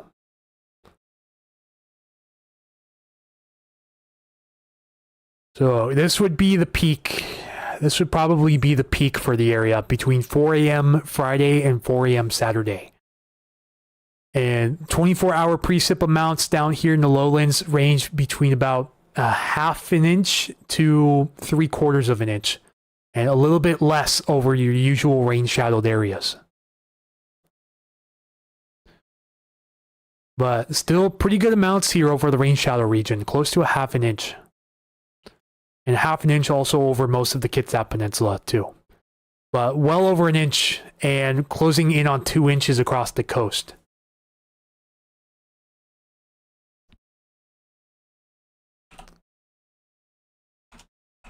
I want to see if I can pull up the atmospheric river forecast.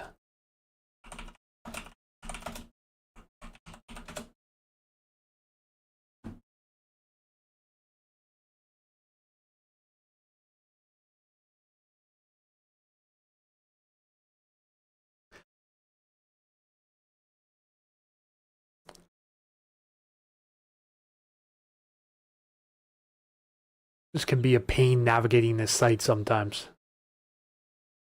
This is valid over the next 7 days. So according to the GEFS, the American ensembles, it has no atmospheric river for us over the next... No, actually, this is past 7 days. Never mind. So ignore that. This is the one we're looking at, and this one does show a Category 3 atmospheric river for the Oregon and Washington coasts. So a moderate level atmospheric river looks possible over the next 7 days.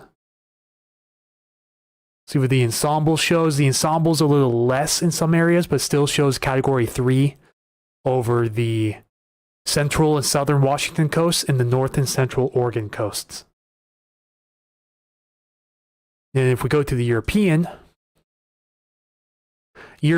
even less on the ensemble for the north coast, still holding a Category 3 for most of the Washington coast. And for the control run, pretty good agreement on Category 3 atmospheric river conditions coming up over the next week for the central and southern Washington coasts. Now, all of the models and ensembles are showing at least Category 3 strength for most of the coastline. So, yeah, we'll have to keep tabs on that too.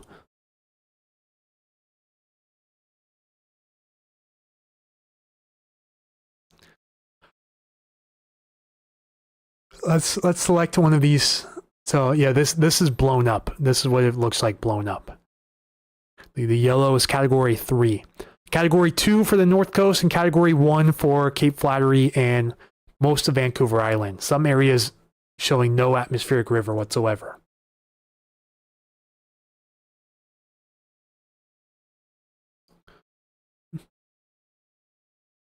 Let's see if it's possible to select the location here, but I don't think it's going to let me on this. Let's see, there's a lot of science to this. Huge credit to the Center for Western Weather and Water Extremes, or CW3E, for putting this site together. I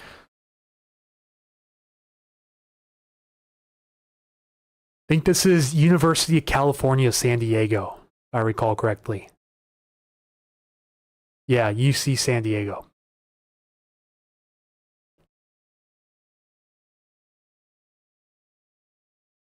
go a little bit farther north here.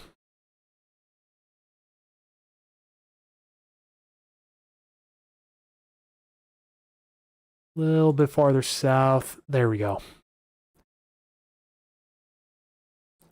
So yeah, this is between 18Z on the 3rd, which is 10 a.m. on December 3rd, and approximately 12Z on the 6th, so 4 a.m. on the 6th of December. So it shows about a 3-day window here of us getting Category 3 atmospheric river conditions along the central southern Washington coast. That's what this is trying to portray here. Sue Macklin heading off the island to Cancun early Friday morning. Yeah, you couldn't be leaving at any better time. Not expecting any big winds, so your travel should be should have very minimal impacts out of SeaTac.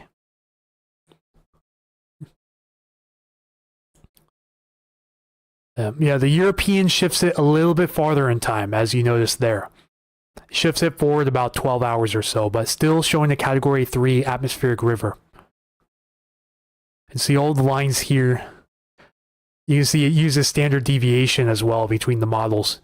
It uses a control, a mean, and several members. So it's using the ensemble members, and it's taking the averages while also showing the control. So the control is the black line.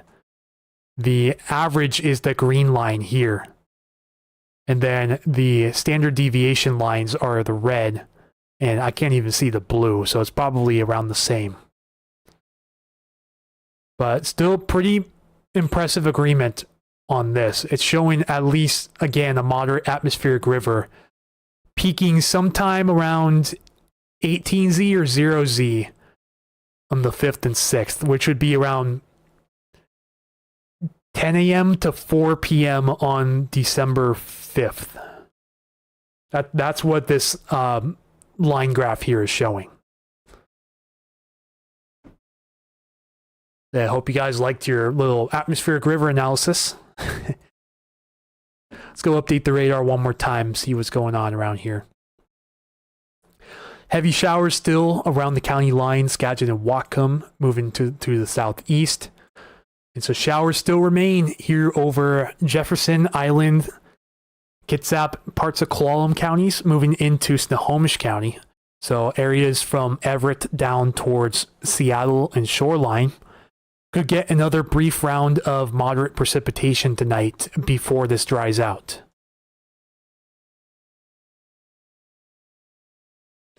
And again, as I showed on the NAM3KM model, it wanted to bring some heavier precip up towards Nia Bay in the next hour or so. That doesn't look like it's going to happen. So that's an L for the model run. This round, at least.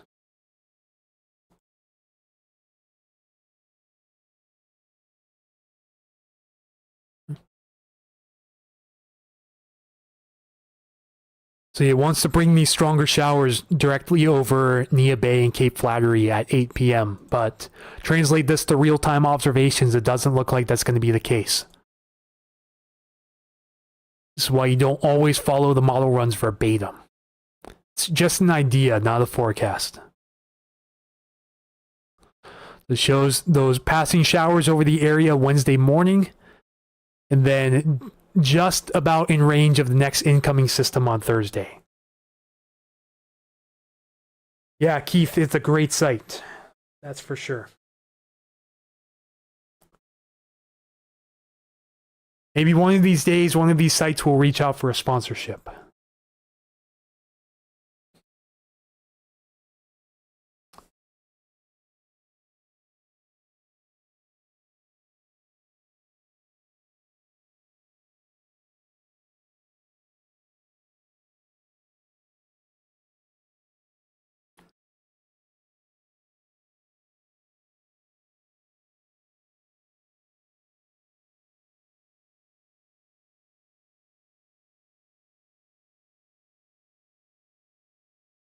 It fizzled out.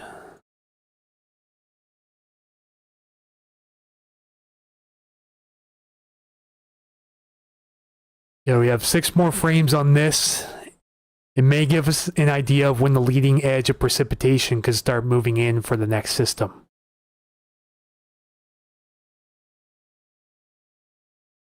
It looks like the NAM is leaning more towards a late Wednesday afternoon entrance of some showers ahead of the next potential Pineapple Express impacting the area. Let's see what the NAM regional shows, since it goes out a little farther in range. Although lower resolution, it does show this rain beginning to move onto the coast around 4 a.m. Thursday or so. So pretty good timing compared to what the European model's showing here, which usually means that this will be a pretty accurate forecast overall, for what it's worth.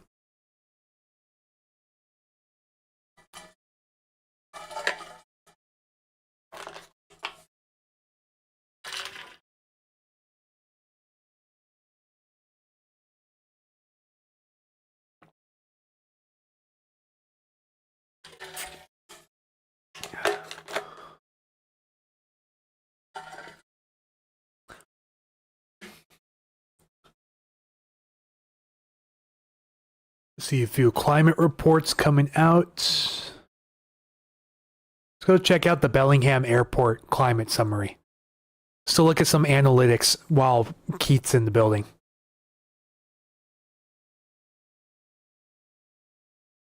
So maximum temperature today was 42 degrees Fahrenheit. Observed at 12:23. Record value 61. So below normal and not even close to the record. And last year was 51 degrees. Minimum, we did get down to 30 degrees at Bellingham Airport at 1:32. Record low was 17. Observed in 2022. And the normal is 36, so 6 degrees below normal. Last year, it tied also at 30. Shauna says dry and Cedro woolly. Thank you for the report. I think most of the precip should be out of that area by now. At least, if this is still moving towards you, which it looks like it is, it may not stay dry for much longer. I think the heaviest of showers should move north of city limits, but they should clip you enough to get some rain in the Cedro woolly city limits sometime in the next hour to hour and a half. So just a little heads up for you.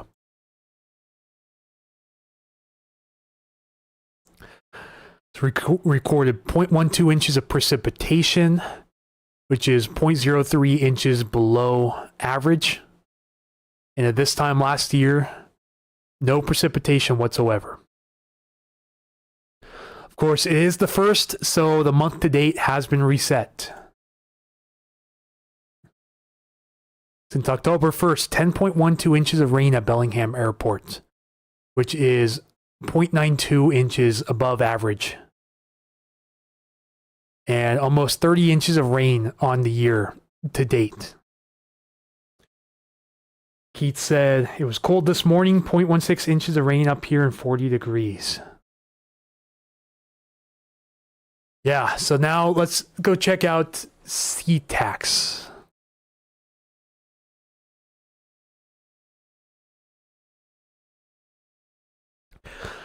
So maximum temp at SeaTac was 46 degrees Fahrenheit at 2:18 p.m. Record value is 57, set in 1958. And this is 3 degrees below the normal value of 49 degrees Fahrenheit. So, and we hit 48 on this day last year. So that's what all of these parameters mean right here.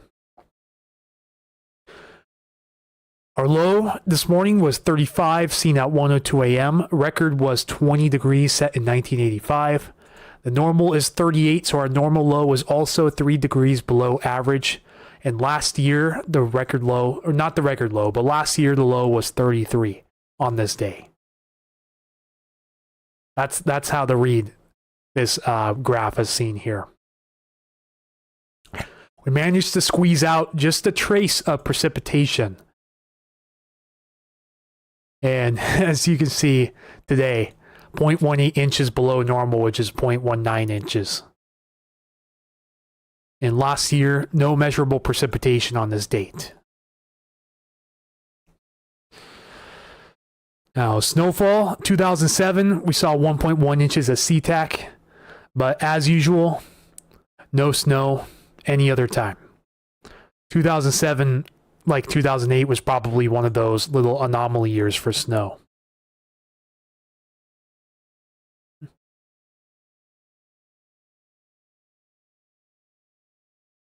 Resultant wind speed 1 mile per hour, highest wind speed 8, highest gust was 12 miles per hour from the southeast.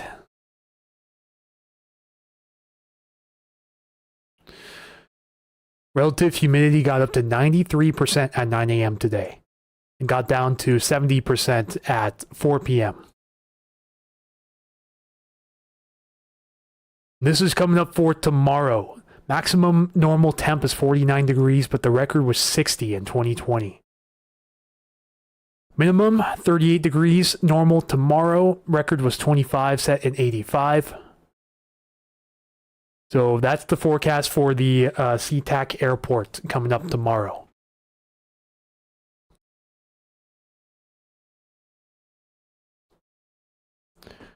Wow, Facebook actually has no viewers right now. They must have gotten bored of hearing me talk. But we did hit 50 likes, so thank you guys so much for liking the stream. So 50 likes on YouTube. Thank you guys so much. Need a little bit of help on YouTube, though. YouTube's really slow right now. We did hit 7 likes, but we only have 3 viewers at the moment. So, guys, if you like the coverage so far, feel free to share the stream to your friends and family and to support future streams like this.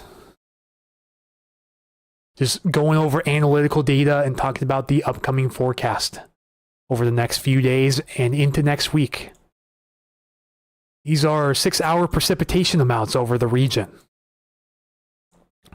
And as per usual, the San Juan Island and Western Whatcom County region won this round. We got the 0.13 inches here at Bellingham Airport, 0.17 just north of Ferndale, 0.18 near Blaine, 0.14 at the... This is like right on the border there. And 0.17 here near Sumas Mountain. They get a little more in the foothills as well. 0.2 inches all around Mount Baker. This is just in the last 6 hours as a heads up. Keith says he's ready for the rain. Yes, so am I. And a lot of the areas down here got a trace to a few hundredths of an inch. But it looks like this station near PLU along 512 got 0.1 inches total. Elsewhere, a lot of areas did not pick up any measurable rainfall today with that little system that clipped us. So that's just the overall synopsis for rain around the area. Still actively raining along I-5. This is north of Edison and Bow right now, near Skagit County, moving a little bit towards the southeast, a little bit north of southeast, more towards an east-southeast direction.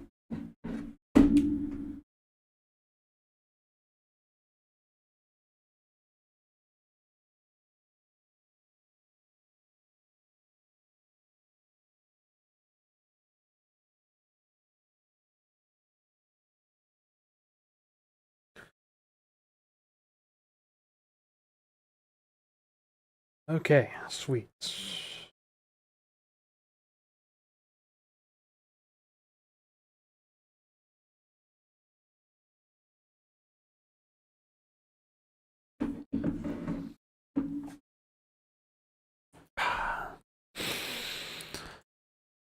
So yeah, still watching some of this precip.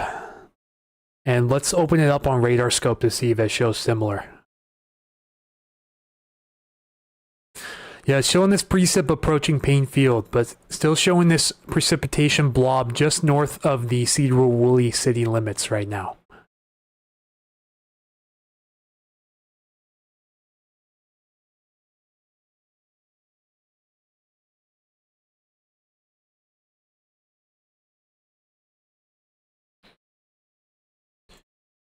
And radar scope app is still a little bit buggy, so do bear with me.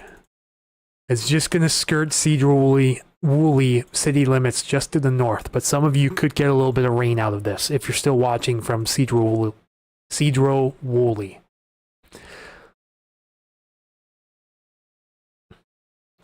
But some more showers inbound for I-5 north of the King-Snohomish County line. Some showers also over the foothills of Snohomish County too. And then elsewhere, isolated showers over the South Sound, mainly over the foothills right now. But a couple of showers over SeaTac and some as well down in Thurston County. So should be done with the heaviest of precipitation south of Everett for the night.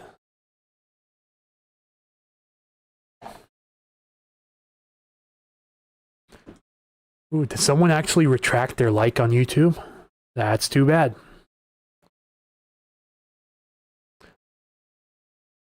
I just had to say something, didn't I?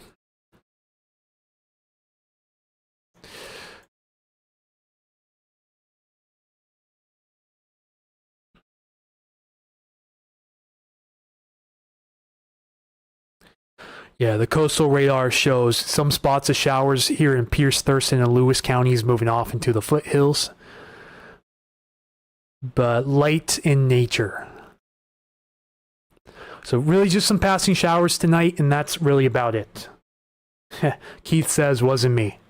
Don't worry, I would not accuse you of that, Keith.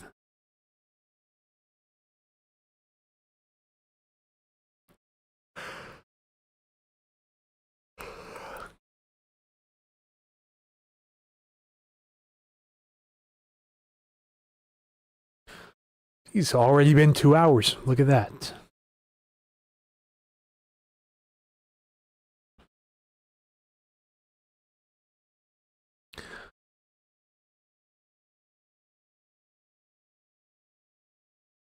All right, does anyone else have any questions to ask? Anyone who is watching right now, go ahead and let me know in the comments on YouTube or Facebook. I am live streaming on both, as per usual nowadays. Huge shout out to Debbie Frosch for sending 1,000 stars earlier on Facebook. Thank you so much for that donation. If you'd be interested in any additional donations, I'll show you exactly where you can help donate. This is Ko-Fi, or Coffee as some call it. Thank you all who have supported me on this site. Post it again one more time here in both comment sections if you guys want to consider donating coffee, or if you're on Facebook, consider some stars. It helps keep Puget Sound Storm Watch running smoothly during times of slow weather like right now. You know, everything counts. If you guys enjoyed the stream, please consider a small little tip. You will also get a shout out on the live stream if you decide to follow through.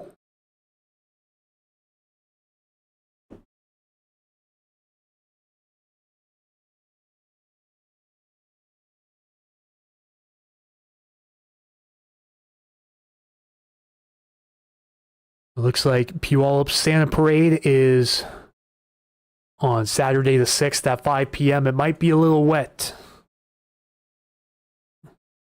Looks like the NAM Regional is done as well. Any snow reports? And Keith says, wish I could, but on medical leave and they denied it. Very sorry to hear that, Keith. But yeah, denying any sort of vacation or leave is just one reason that pushed me to leave the job I was at before. So the NAM Regional shows the heaviest of rain on Thursday with that weaker system coming through between 4 a.m. and looks to be about 1 p.m. or so. And then that next system's on the doorstep by the end of this run. So the leading edge of that Pineapple Express can be seen at 4 a.m. on Friday on this model.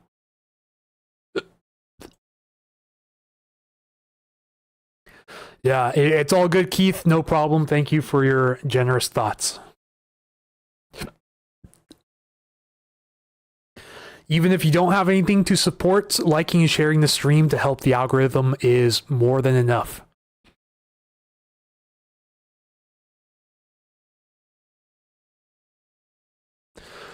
See if the Canadian regional shows the same as the North American regional. Yep, shows the system on Thursday. This one also goes out to 84 hours. And yeah, shows the next system coming in pretty quick after that. So good agreement between the regional models.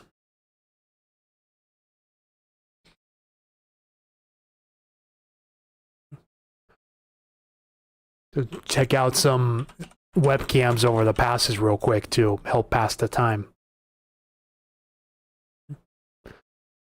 And to start to up the interest as well. Safe to say they didn't clear this stake anytime recently because it's already up to the foot mark. We did not get this much in one day. They just haven't been clearing that snow stake at Stevens.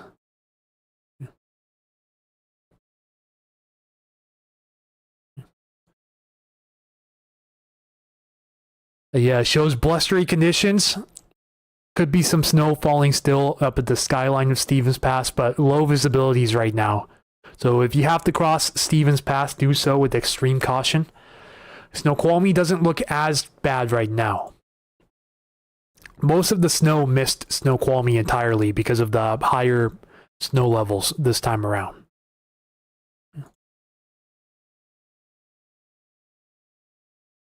Yeah, this is the Stevens Pass courtyard. Bunch of new fresh accumulation tonight up there with the heaviest showers coming through earlier.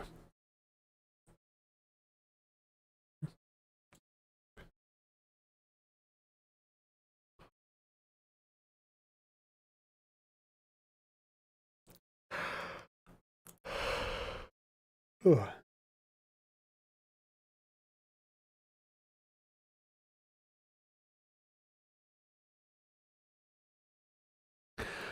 Yeah, Snoqualmie got a little bit, but not nearly as much as Stevens did.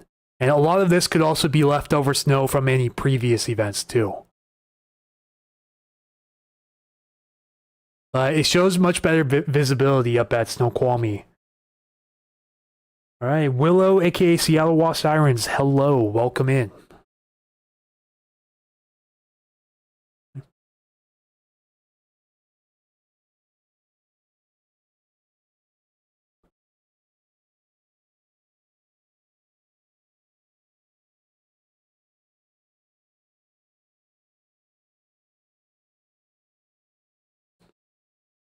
Just talking all things weather right now, as usual. Yeah, Snoqualmie looks pretty good right now. Stevens got quite a bit more snow than Snoqualmie today, though, so a little bit rougher up at Stevens, but the heaviest of snow has passed. Looks like some of these showers could be moving towards Stevens Pass later on tonight, though, so just as a heads up, additional snow accumulation is possible as these showers make a beeline towards the east-southeast. Just ordered your Radio Shack 12-262 today. Alrighty. Yeah, let me know how that works.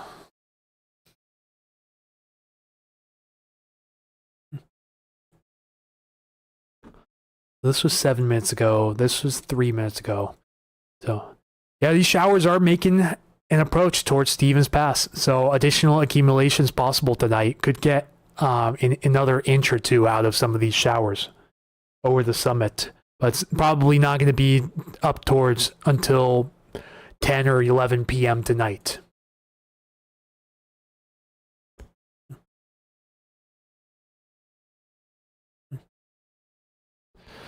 But yeah, these models show, at least the regional models show some snow accumulating throughout the afternoon Thursday, but it could turn to rain by later in the afternoon once that atmospheric river begins moving in, because it's going to bring more mild air over the area.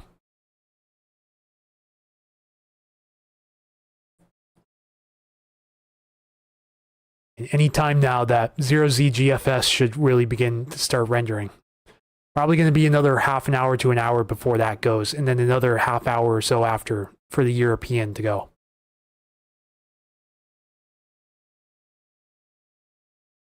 Let's go look at some ensembles real quick. Go see averages for 6-hour wind gusts. This is going to show less than the deterministics for the area, but even the averages here are showing 30 to 35 miles per hour throughout the day Friday when that Pineapple Express comes through. So the averages are uptrending too. This could be something interesting to look at as well as the days get closer to this. The tuner is probably going to die, but luckily it's a 2008 model 12-262, which is more reliable than the older ones. Yeah, I know the 12382, 262, and 521 are all very similar models. I know they have the same tone set too. But eventually, one of these days, it won't be till next year though, I'll most likely get the tuner attachment to fix my 382 radio. Since unfortunately the tuner is dead on it entirely. Also, I got a recommendation from the lady who donated 1,000 stars earlier. It won't let me search for it on the desktop for some reason. Yeah, guys, if you like Puget Sound Stormwatch, go ahead and rate it as well. We have a rating system available on the front page where you can rate it out of 5 stars. If you guys are interested in doing that.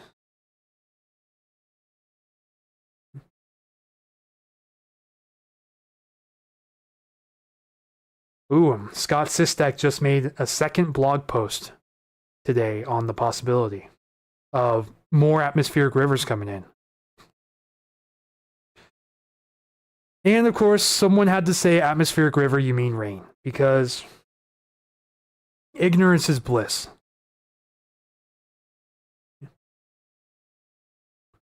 There we go. It's more in touch with the weather than the TV weatherman. He's very well spoken and pretty much spot on. I highly recommend this page. Thank you, Devi Frosh or Frosh. Please correct me if I said that wrong for your recommendation.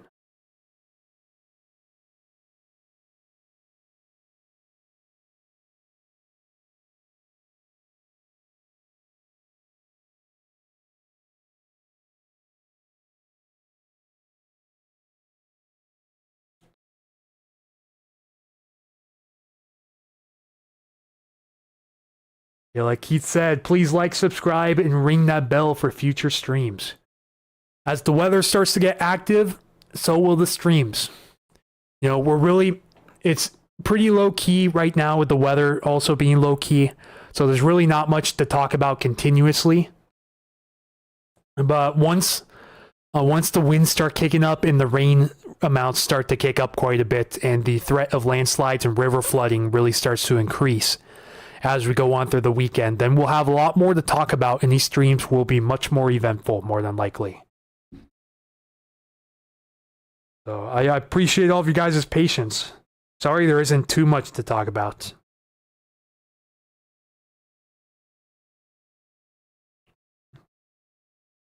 You know, a lot of this is just really restating what was said earlier, too, for anyone who may have missed it.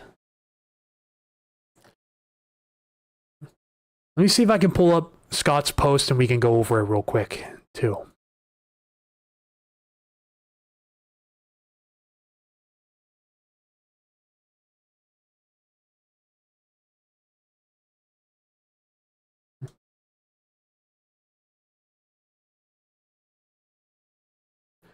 Yeah, first I want to show you guys the reviews on the page.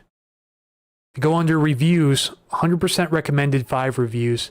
Here's the most recent one, and then November 8th, I started following you in October 2025. Great local information and awesome storm radar predictions. October 25th, in-depth weather forecast by a very knowledgeable forecaster. One of my top fans since the beginning, Lorinda Glogowski, said, amazing accuracy, always look forward to see what's happening and going to happen. Best in the region by far, January 7th, 2024. And the first recommendation, yeah, sorry, just ignore those comments. I don't know what that's about, but he said, awesome page, very in-depth, has helped me understand why weather forecasting in the Pacific Northwest is so difficult to do. Keep up the good work. It looks like people aren't very fond of him, though. So, forget I ever showed you the comments on that. But yeah, here's the featured section of the page. The introductory post that I show to everybody.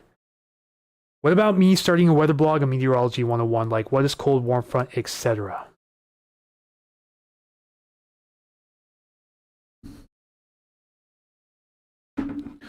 Oh, when you say that, are you talking about starting blogs on your Facebook or on your YouTube channel, like vlog style videos?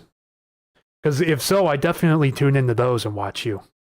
Or if you make any blogs on Facebook, I'd also follow you on that. Yeah, on my feature to have the introductory post, I have the link to the Stormwatch store, and right now that is it. So the live right now, and all of my blog posts, and also a little sneak peek at subscribers only posts. You may see the posts that are blocked out that says I posted a subscriber only post or reel. Looking like this. So if you guys are interested, only 99 cents a month, and all proceeds go to support Puget Sound Stormwatch. If you guys are interested in becoming a page subscriber, we'll also give you a shout out on the main page too. And I'm due to make a post again on updated subscribers here. Keith said, starting a Facebook page. Yeah, feel free, go right ahead. I definitely tune into that for sure. So yeah, let's go look at Scott's page, because Scott just made a really nice in-depth post about multiple atmospheric river storms loom in the extended forecast. If you guys haven't already, look at the Emerald City weather blog that he has. It is one of the greatest resources of local information, probably behind the Cliff Mass weather blog, and less politics too. So that automatically makes it better than Cliff Mass, in my opinion. Calm before the storms. Grab your stopwatches. Breaks will be few and far between. His personality also adds a huge twist to these blog posts. I could not recommend Scott Sistek enough. Also says inland tidal flooding possible as well, because they're coinciding with the high astronomical king tides that usually occur 6 to 8 times per year, typically. It says they're most concerned about December 5th through 9th for tidal flooding in the Puget Sound and Salish Sea areas. Breezy, too, as well. Each storm will carry periods of blustery winds with perhaps stronger winds along the coast and northwest interior Sunday and Monday, at least according to early signals. So that's why it's always too early for specifics, so to always stay tuned to pages like this.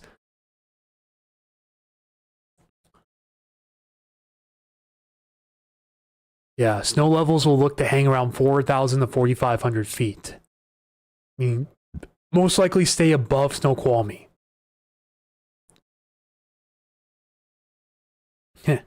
When do we dry out again? My antsy dog wants to know. Tell them long-range forecast is still looking rough.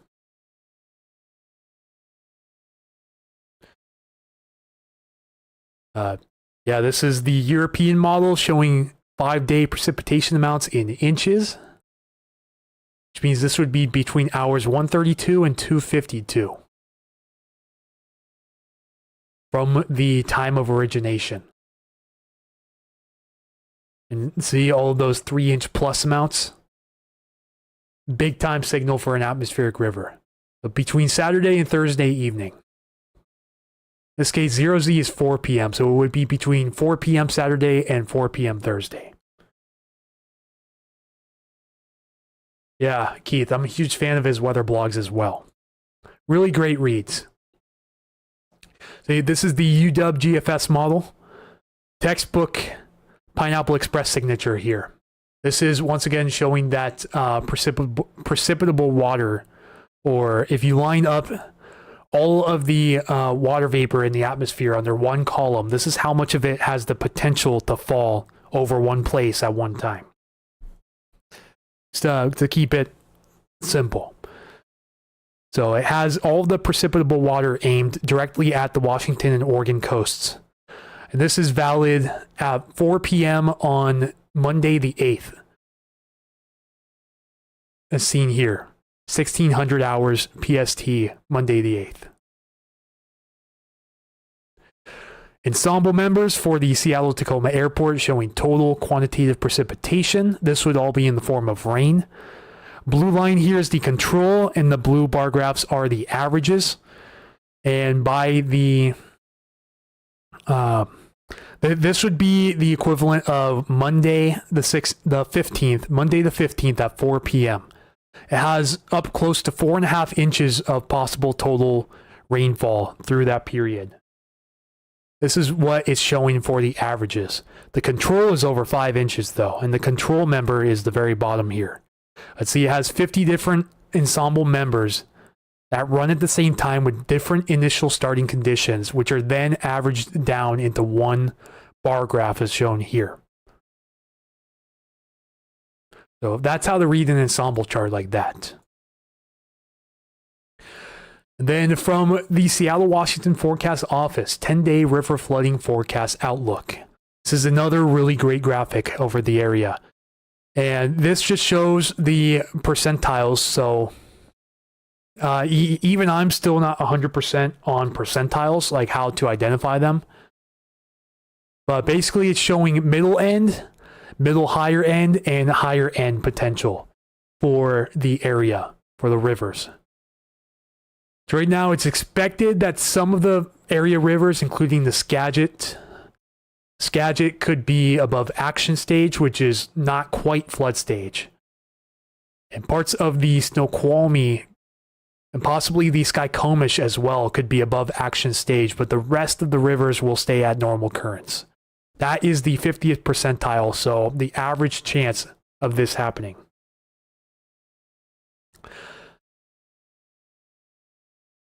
Basically what it's saying is this is a 50% chance of rivers reaching this level, slightly less 30% chance of reaching this, and the lowest chance 10% of reaching this.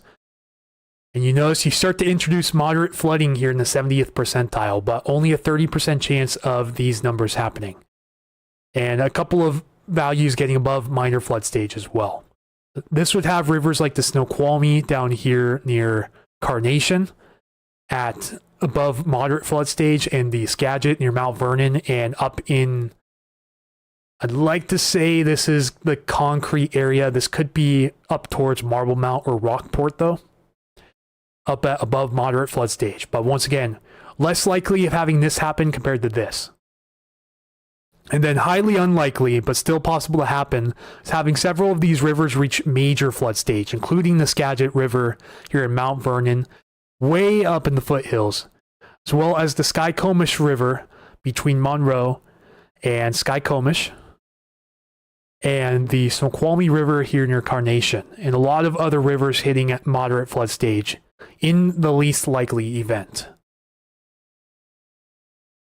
Yeah, so the median 50th percentile forecast indicates only a few rivers reaching action stage. The higher end scenarios do indicate this potential for more significant flooding, and would also result in elevated landslide risks. But confidence is extremely low. So have to put that little disclaimer out there, how low the confidence is right now.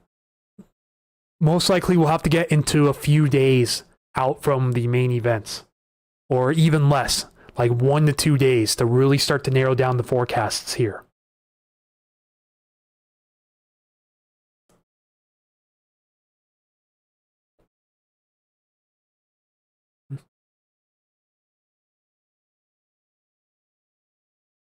Okay, got a reply from Debbie here, who made the recommendation.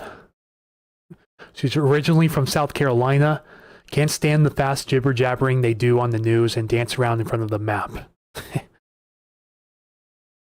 She said, "You're very welcome. Only speak the truth. You're so well spoken. You don't try to talk so fast, and everything blends into the next thing." Thank you, Debbie, if you're watching, for the kind words. I do very much appreciate that.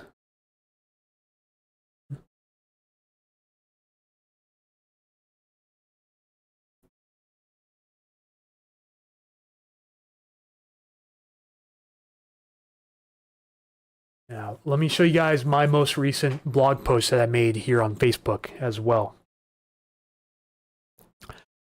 Starts out with happy meteorological winter. Though it isn't technically winter yet, December 1st is the day it's supposed to begin feeling like winter in the northern hemisphere. It'll take a few days into the month of December before we begin to notice flips in the weather pattern. First winter-esque system in the arsenal is expected to begin impacting the Pacific Northwest on December 5th. The system will have Pineapple Express characteristics as seen in the second image. You notice the water vapor extending all the way out towards the Hawaiian subtropics out here. Parts of western Washington could get over 1 inch of rainfall in a 24-hour period. Wind gusts should stay below 40 miles per hour for much of the area. High-resolution data will begin coming into range by tomorrow night. More updates to follow in the coming days. Once again, posting the forecast map for the impending atmospheric moisture. This is effective at 10 a.m. on the 5th of December, so the morning time of Friday, showing widespread rainfall around the region and higher elevation snowfall. Should stay at Stevens Pass northward, so it wouldn't affect Snoqualmie or White Pass in this scenario. But that's just a look at one of my normal weather blogs around here. And again, if you guys are interested in subscribing, I do talk about the longer term weather patterns here as well. Let me give you a little preview at the subscriber post I just made today. Erratic changes coming soon to the extended forecast. A relatively stable November pattern is expected to shift to a much more active December pattern by the end of this week. Even then, the pattern continues to show signs of stabilizing in the future, albeit for shorter intervals, as noted by the orange and red passing contours here. This is showing 12-hour changes in 500 millibar heights, or the heights at 18,000 feet. This is critical for determining upper-level wind patterns. Like blue would be a trough, and orange would be a ridge. It just keeps going back and forth between trough and ridge over the next week-long period or so.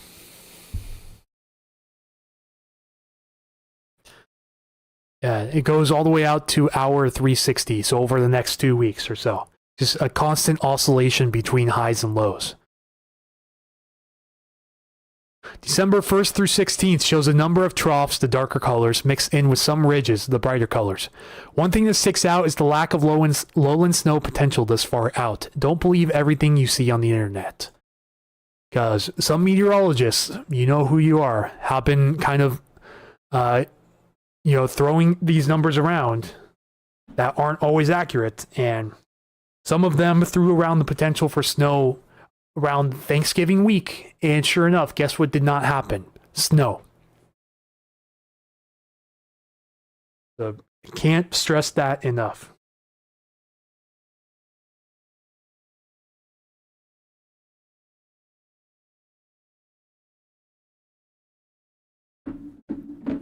Okay, mini rant over. I also posted this morning as well. Just talking about directly out of the NWS Seattle morning area forecast discussion. Some stats for November.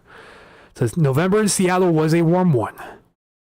It was 2.1 degrees above normal for the month of November in Seattle. I'm going to take a guess and say this is at the SeaTac airport, but it could be at the weather forecast office at Sandpoint as well. And November rainfall for Seattle was 0.6 inches below normal. So overall, the greater Puget Sound area experienced warmer and drier conditions than normal this November, which usually is not indicative of a La Nina year this time around, but we are in a weak La Nina at the moment in the Nino 3.4 region in the Southeast Pacific. That's how they measure it. Hopefully we begin to turn the page towards cooler and wetter this December, which initially it does look like it will get cooler and wetter, starting as soon as the very end of this week. 3 days out or so right now. So yeah, current indications appear to open up the storm train again sometime later this week. A more in-depth post will be coming in the next couple of days to talk about this possibility. And someone took a jab at Cliff Mass again. Should have known, right?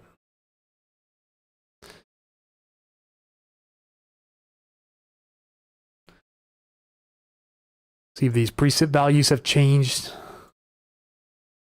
Let's go to 1 hour precip amounts. A few of these areas picking up a trace around the sound. Mainly traces in Whatcom County. And a lot of traces here in North King and south of Snohomish. A little bit over the islands.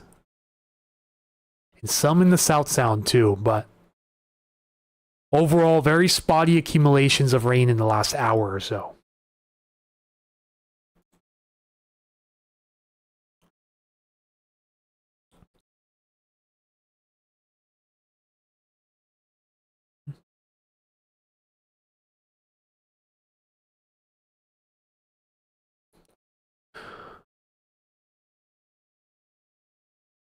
I'm going to see if we can drag this on till 8 o'clock and then call it a night. So if you guys have any questions or anything you'd like to bring up in the meantime, I'm open to anything you have to desire. Current winds around the area. Ooh, 68 down here, Camp Muir, Mount Rainier. Blustery up there in the mountains. Overall, not much wind around the area right now. Let's go to max wind gusts around the area. There's a station that's been acting up quite a bit here near Totem Elementary School, which I believe is now, or Junior Elementary, which I believe was middle school before. I think this is called Evergreen Middle School now, but over by Star Lake, there's a station that's been regularly acting up, so not buying what that one's showing. Around the area overall, looks like some strong offshore winds. Switching back to onshore with that system, but overall, not too much for wind around the area. Definitely relieving for those of you who aren't a fan of the winds. Had heavy rain up in the... I'm trying to remember what the name of that city is.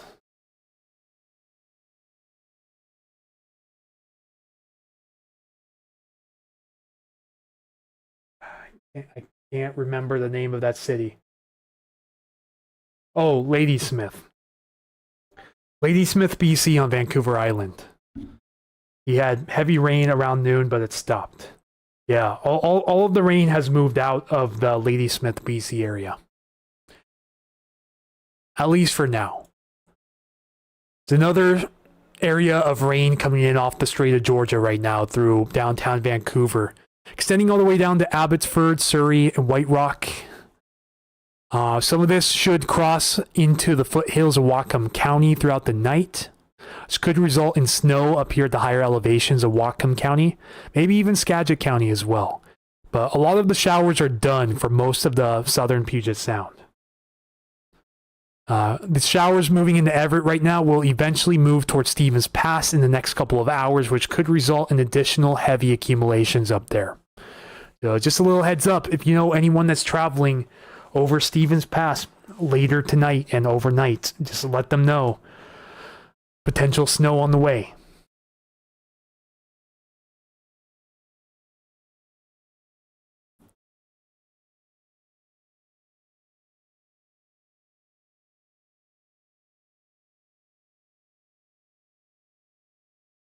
You're saying around 8:30 p.m. a little rain here. Yeah, some of this could make its way a little bit to the south, but it looks like the heaviest of rain should stay north of Bellingham. It's looking like it'll impact the Blaine area potentially, and Linden. Like Blaine, Linden, Sumas, Glacier, etc. Mainly north of Bellingham right now.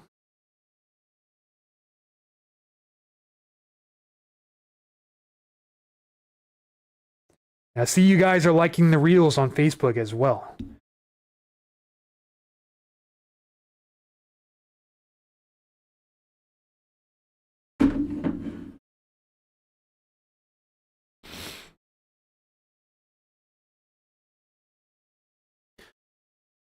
Yeah, heaviest of rain over the area right now is over Vancouver, BC. Some spotty light to moderate showers across northern King and southern Snohomish County at this time. Elsewhere, drying out here around the South Sound and Southwest Interior.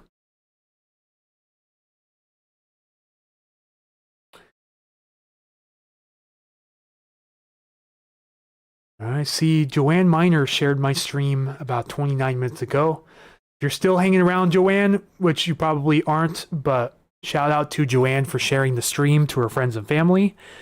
If you guys like the stream so far, go ahead, like, share, subscribe, and ring that bell. If you're on YouTube, ring that bell so you can be notified of streams next time. With the weather ramping up, I'm expecting to stream more frequently when that begins to happen.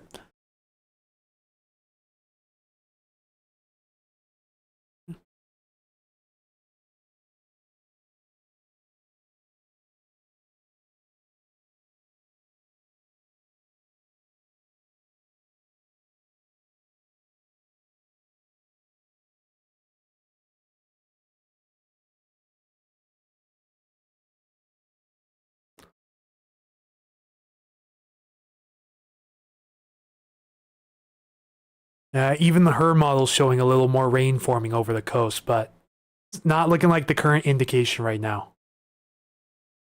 Show some heavier showers over central King County as well early in the morning, but sometimes the HER model likes to overdo the rain intensity, so I think that's being a little too generous. Kind of looks like a conversion zone feature behind this system, but we just don't have really strong onshore winds to support that right now. I think this could be an outlier solution.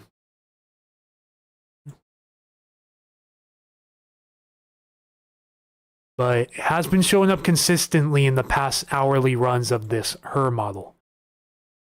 At least the last 4 or so have shown some sort of convergence activity over the I-90 corridor. I'm still not seeing any indications that this will be as strong as it shows on this model. It could happen, but most likely not like this. And see, the NAM model kind of rules that out for the most part.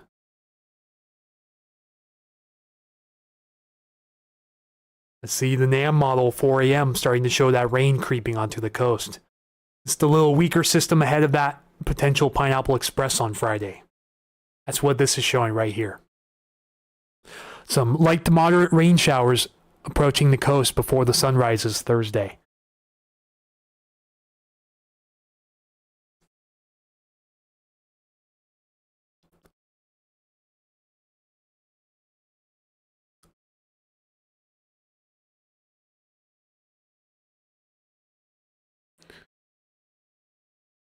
I see we're about to hit 10 likes on YouTube. Bouncing around 5 viewers on there and 5 viewers on Facebook. Thank you for continuing to like the stream. If you like what you see so far, you know the drill. Share to your friends and family. Let's get Puget Sound Stormwatch out there. At around 32,500 followers and always looking to grow.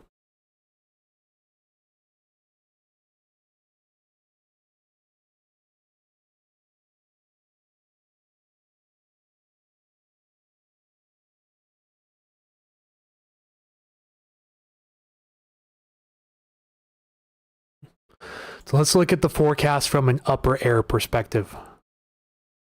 So we want to go to around 300 hectopascals or millibars.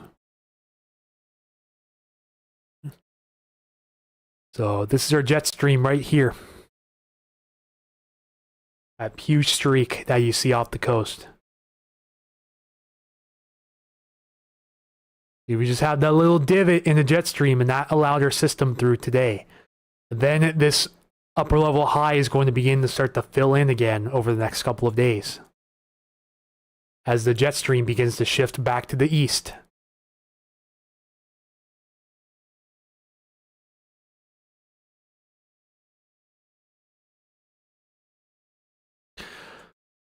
See, and then we're under the high, and then the jet stream begins to sink south again, and then this is when the next Pineapple Express event is expected. They were directly under the jet stream. High pressure ridge to the south, low pressure trough to the north. A perfect turnstile setup to bring moisture into the Pacific Northwest.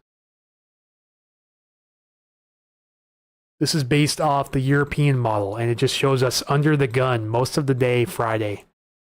A little bit of a break possible on Saturday. And then another jet extension over our area, bringing in yet another atmospheric river possible for Sunday. It's looking like Sunday would be another day for a Pineapple Express. And potential again for some ridging after that. The ridge could try to reestablish itself over the area, redirect the jet stream to the north, and bring relatively stable weather conditions to the Pacific Northwest. But it's not expected to last very long, though. So once again, the jet stream sags south, and then the position begins to fluctuate a little bit. Shows next Wednesday we're back under the ridge. Then we start to get some pretty erratic changes in the jet stream behavior as we go out to the end of next week. You look at this really elongated trough feature cutting into the upper level jet right there.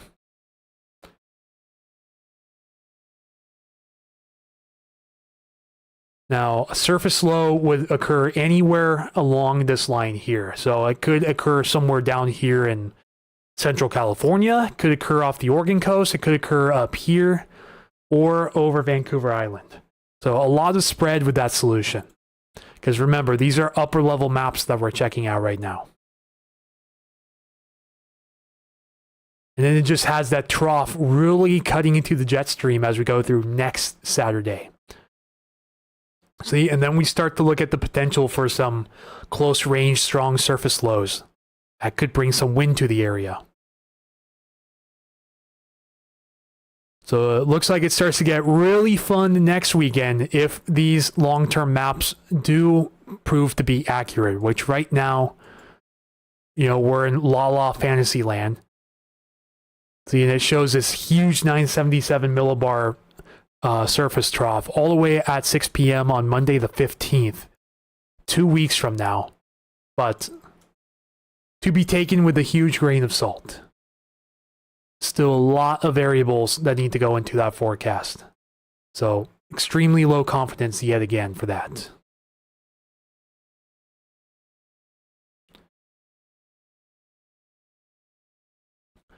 So yeah, snow possibly on the way. May even have some snow showers approaching Stevens Pass right now as well.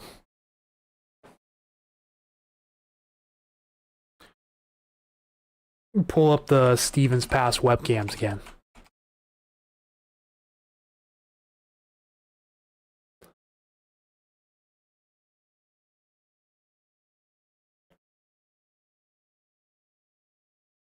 Yeah, sure enough, flurries starting again up here at Stevens Pass. It's a current live look. I believe this is the ski and snowboard school cam right here. And notice the gondolas going up the hillsides here. But yeah, flurries starting up again at Stevens Pass. That's what I'm currently showing right now on the cam.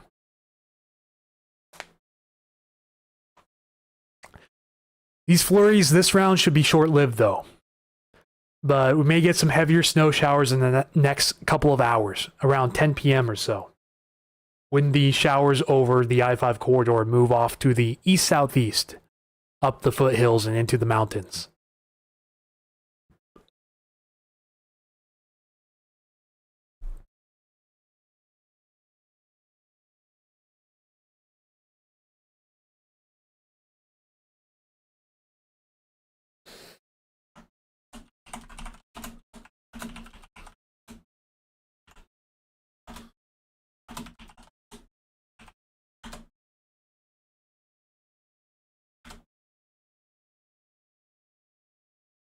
Just posted a visual update for you guys in the comment section.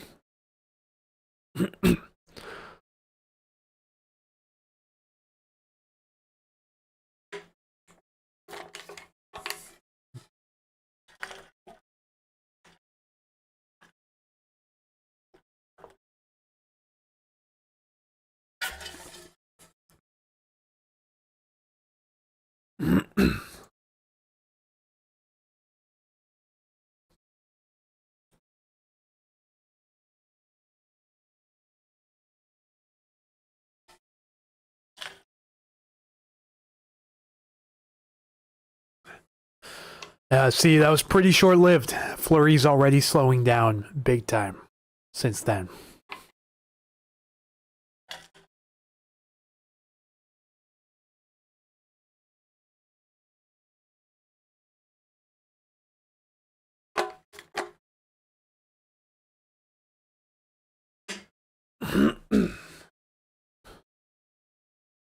For anyone watching right now, how's your night going so far? Go ahead and let me know in the comments.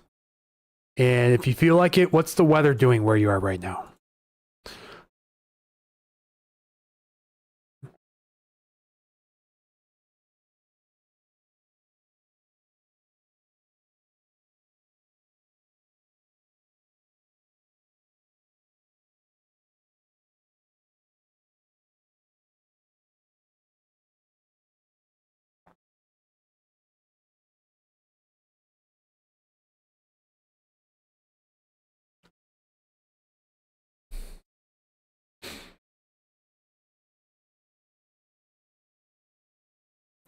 Just wish they had this camera in focus. But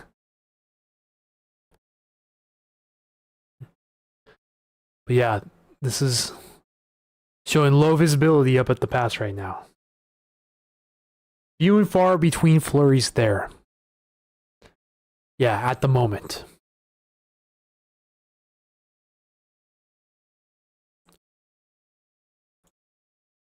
Again, it was really just that little passing shower right there. See, Stevens Pass is right about there.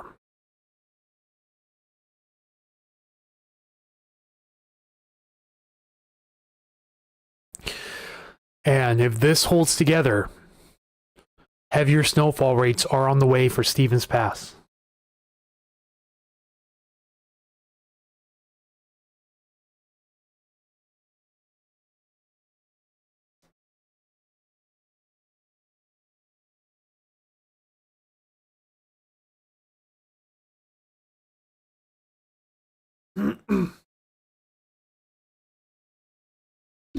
Yeah, I would like to drive up to Stevens one day, but my vehicle needs a lot of work before that happens, so not anytime soon.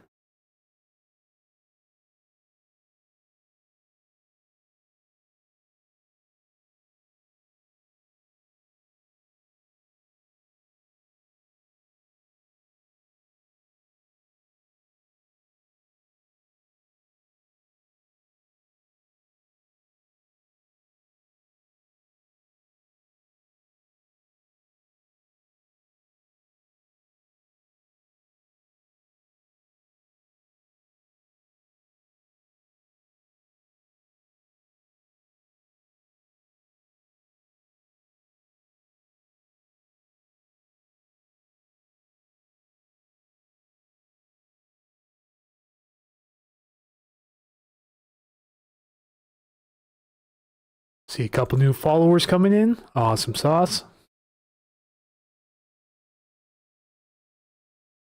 So yeah, Stevens Pass is right about there.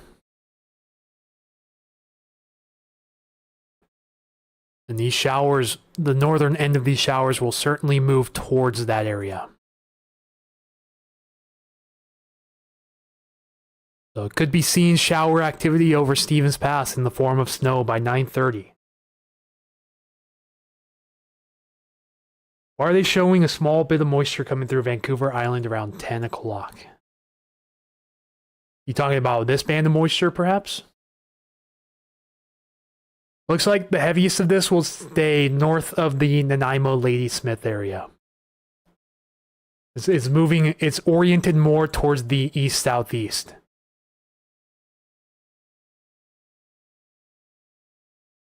But some of this behind you could give you some spotty showers.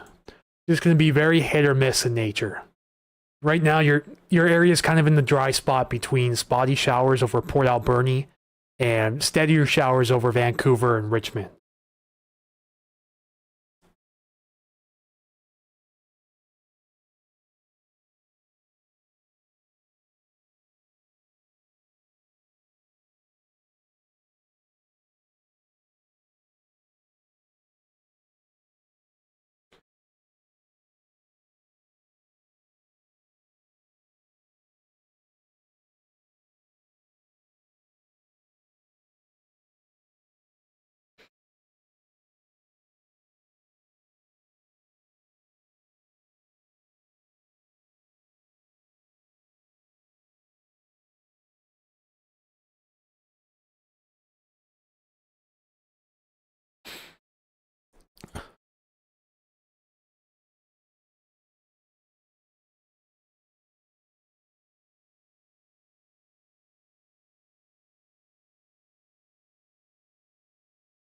saying that Snoqualmie will get light rain out of this. I'm going to post to Facebook right now and also cross-posting it to the Western Washington Weather group.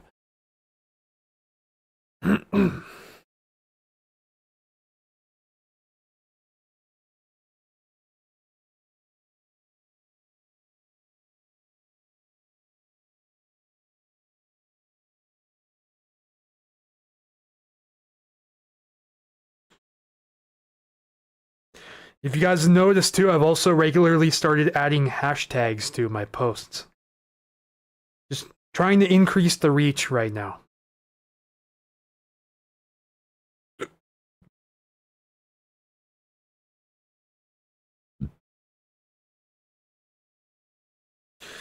So we're going to share to Western Washington Weather. If you guys are on Facebook and haven't already checked out the group, I am a big part of Western Washington Weather. It's ran by Matthew Fab out of Federal Way. Highly recommend checking out that group if you haven't already. It's got over 2,500 different members. They all have the same interest, Western Washington Weather.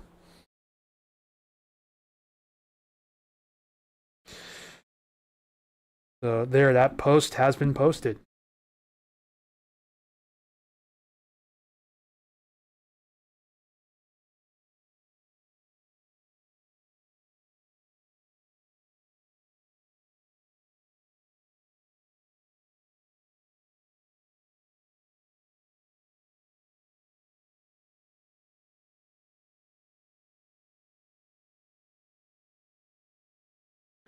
Keith Capolero says Stevens Pass 2 to 4 inches of snow tonight. That looks accurate. I was leaning more towards 1 to 3, but depending on how strong the showers are when they move up towards the summit, it could be a little higher, up towards 2 to 4, like you said.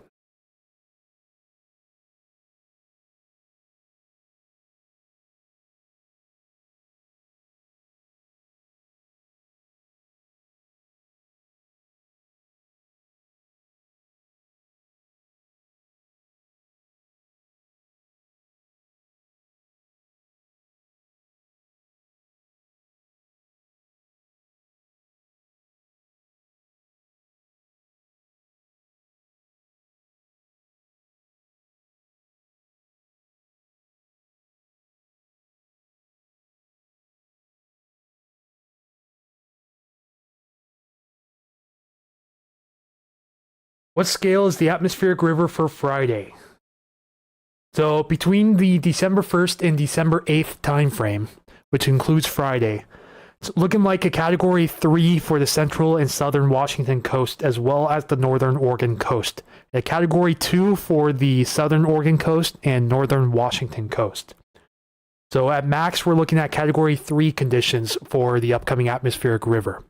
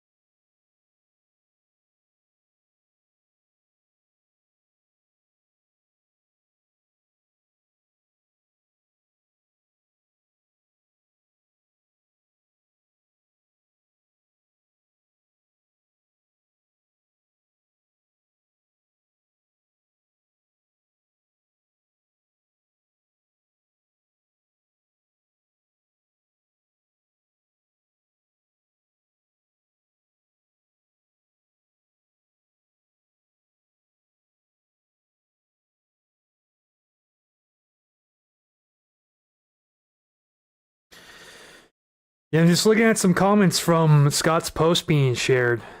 Pretty large page in Thurston County shared it, and of course, the skeptics are immediately coming after him, saying, "Okay, so it's just winter, and atmospheric river is such a cliche term that should not be used." I'm just trying to not shake my head at some of the comments on that. That's why I'm much more strictly moderating my comment section on the page. which is why you have to be a follower for, I believe, 24 hours in order to make comments on the Puget Sound Stormwatch page. And it also keeps the spammers away too. You know, the bots and all of that. I've had very little problems with bots ever since I put that new filter on for the page. You know, I didn't want to do it if I didn't have to, but it had to be done.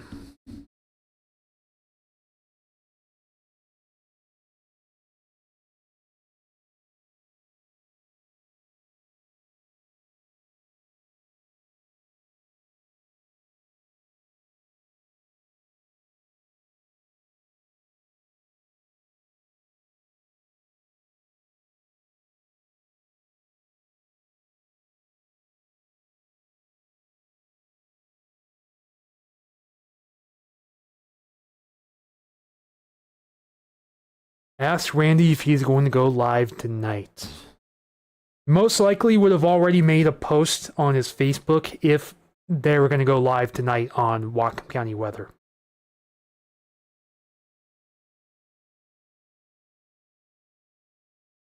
There she is. Hey, Sonia. Good evening. How are you doing tonight?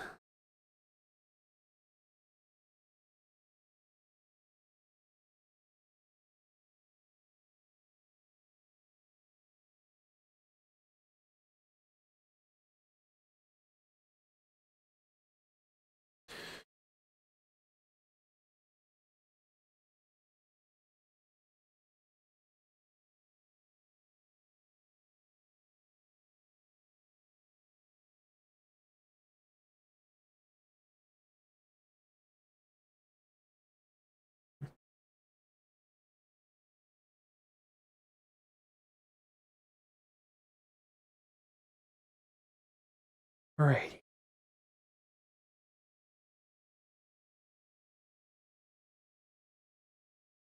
Yeah, I just said on Facebook, I said, Sonia says she didn't get the notification. Weird. You're 100% sure you have the bell rung, right? Probably a stupid question, but just have to make sure of it.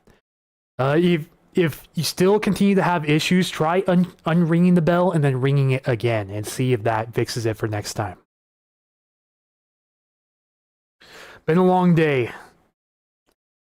Yeah, it hasn't been too long of a day for me yet. Showing some showers popping up here over Kitsap as well over the last few minutes.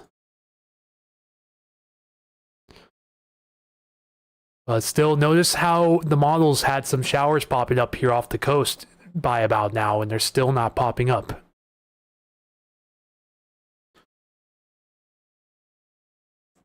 So I posted on Facebook 10 minutes ago. I said, currently tracking showers moving towards Stevens Pass on the Facebook and YouTube live streams. These could produce some more accumulations over Stevens in the next couple of hours. Heads up for anyone traveling tonight. Snoqualmie will likely get light rain out of this. And also cross-posted to the Western Washington Weather Facebook group. If you haven't already, go check out Matthew Fab's Facebook group, Western Washington Weather. I post there quite frequently. We're looking to keep streaming until about 8 o'clock tonight or so. Just trying to boost up the watch hour count for YouTube. Trying to set a goal of getting monetized on YouTube by the start of January. Because definitely going to need some help to keep this gig going full time.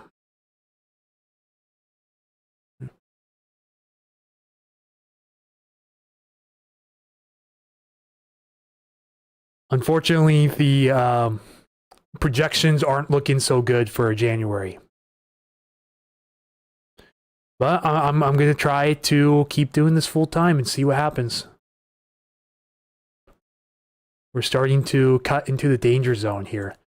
Ooh, we got a new forecast discussion. Let's go check this out real quick. Oh yeah, it's definitely longer. It's right around the same as the last, but maybe a little bit longer, an extra paragraph or so. What category is the atmospheric river for Friday and Monday? Well, it goes from the 1st through the 8th, and it was still at category 3. So I believe they're both going to be at category 3 strength right now. It's too far out right now for the Monday event. If it goes Sunday into Monday, it's not showing up very well on that. But right now, it is showing category 3 for Friday. But it may be a little bit too far out to see anything farther than that. Sonia said, I've done everything you said. Many in the weather community have been having the same issues. That's extremely unfortunate. That's just another issue on YouTube's side. I'm kind of having issues with YouTube streaming over the last month or two.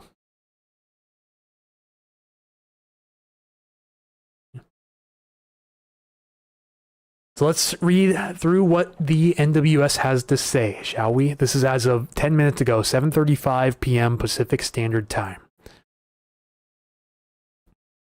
So same wording here in the synopsis. Active weather is likely to continue through at least the first half of next week. So this is unchanged from the previous AFD.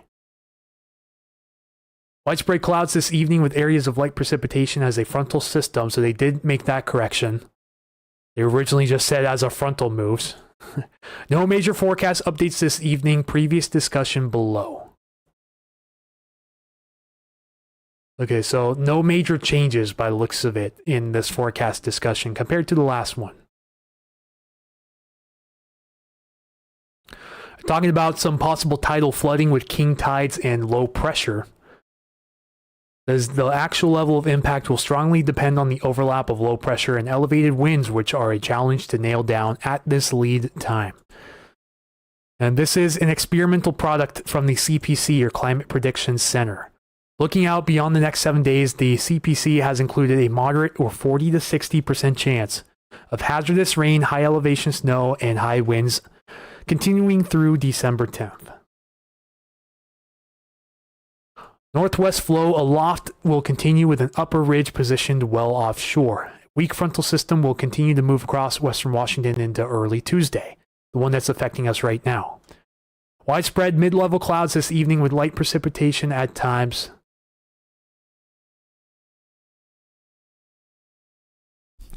That's what basically summing up the aviation section.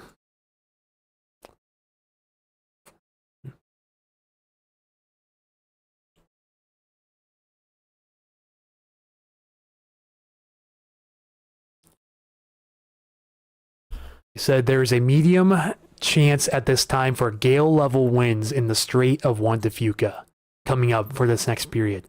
Seas will increase to 9 to 13 feet with the system Friday through the weekend into early next week. So still a little bit below high surf levels, which is good news. And then the hydrology section is unchanged. A series of at least 2 and potentially more atmospheric river events with subtropical origins, aka Pineapple Express, is currently expected to impact the area beginning roughly Friday and continuing through the weekend into early next week. And these could be in rapid succession as well, just a little heads up. The 90th percentile, which means there's about a 10% chance of it actually happening, indicates the potential for a few rivers to reach major flood stage around the region. These higher end scenarios will also bring with it an elevated rainfall driven landslide risk. Now, I showed you guys in Scott's graphic, those few rivers would likely be the Skykomish and the Snoqualmie, as well as the Skagit. I forgot the Skagit. So the Skagit, Skykomish, and Snoqualmie are a few of those rivers that are unlikely to, but possibly could get up to major flood stage by the end of next week. But we will be monitoring that very closely as time goes on. So overall, not too many changes compared to the previous forecast discussion. Just a couple of revisions, that's all.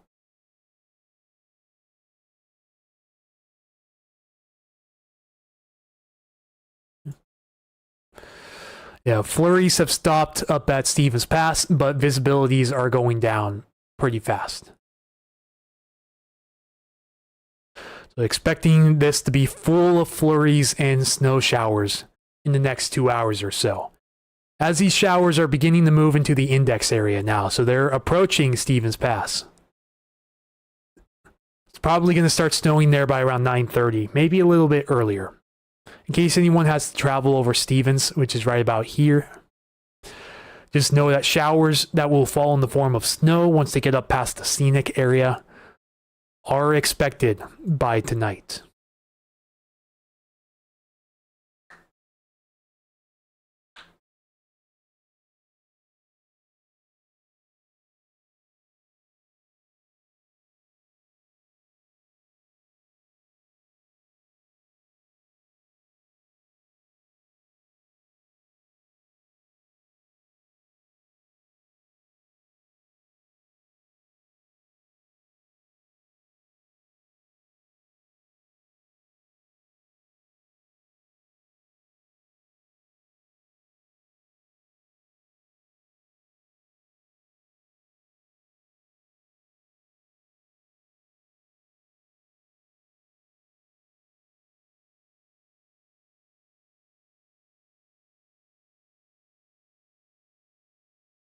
But yeah, Sonia, if you're still watching, hopefully that issue gets figured out in the next couple of days. Because as the storm train kicks into action again, even if it's not at 100% efficiency like it should be at this time of the year, if it's even 70 or 80% of what the storm train could be, which is what it's looking like, then the live streams will become more frequent. I'm aiming towards every 2 days, possibly every day during the peak of the events coming up.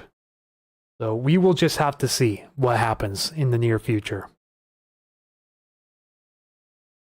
Because if Thursday and the Friday looks as active as the models are showing, then it'll definitely justify a live stream during that time.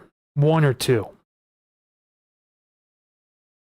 Maybe even some morning time live streams for you early folks as well. I've done that a couple of times, and they have been mildly successful.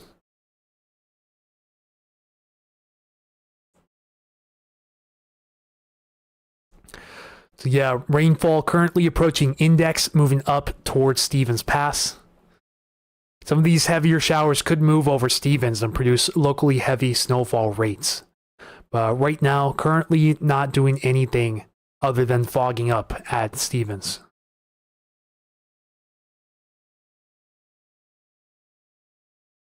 So blowing pretty good up there too.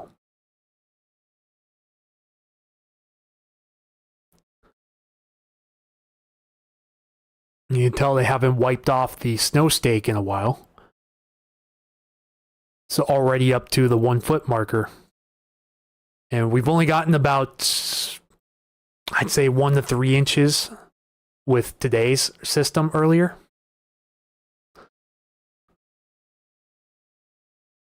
You know, last time I checked out this stake, it was at around 10 inches. So probably somewhere in the 2-inch ballpark since I last checked it out a couple days ago.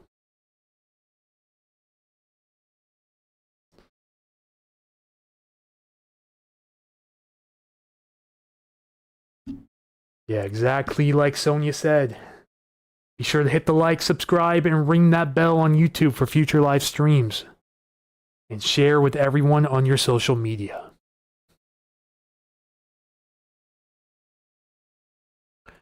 Really helps if you guys share the stream online. Yeah, the NAM model shows some heavier snow showers up here overnight. But knowing how it's performed so far tonight and not showing these showers off the coast, this is probably overdone. I want to see what the HER model has to show for that. Let's go to the recent 2Z. This looks a little more accurate. This does have some spotty showers up there by 10 p.m. tonight.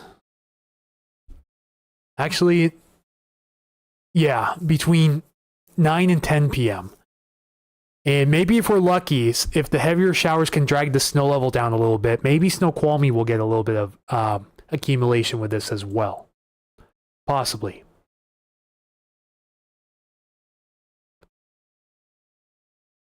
All right, just hit 10 likes on YouTube. Thank you, guys.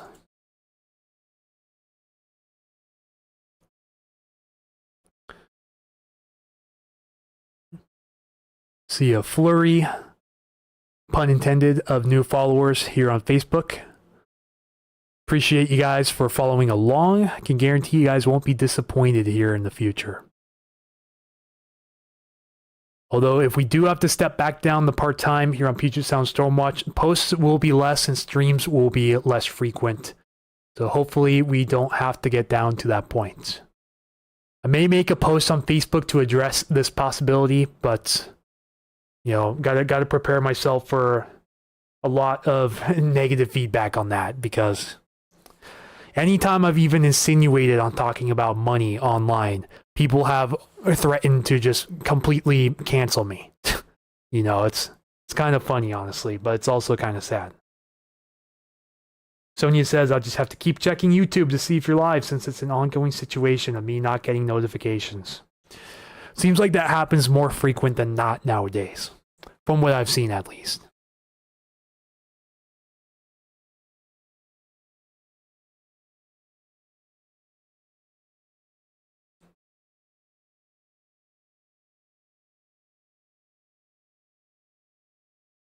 Yeah, it looks like most of Facebook has gone to sleep tonight.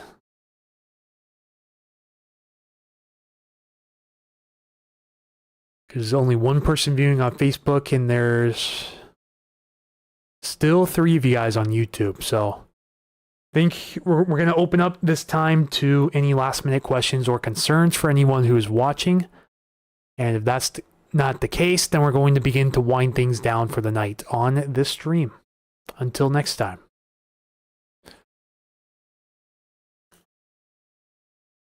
Of course, the main goal of these daily streams. Have you ever noticed Randy's stream freezes up? Yeah, quite a bit.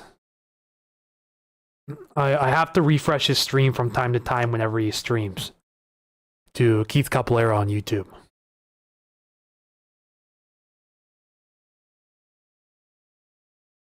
Yeah, it might just be an internet connection issue. See, I'm hardwired to the modem/router.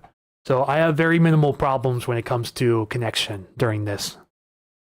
Sometimes my connection drops out during storms. I've noticed, like, when the windstorms have happened while I'm streaming, that things have, got a message from a customer, in this case, one who donated and recommended the page.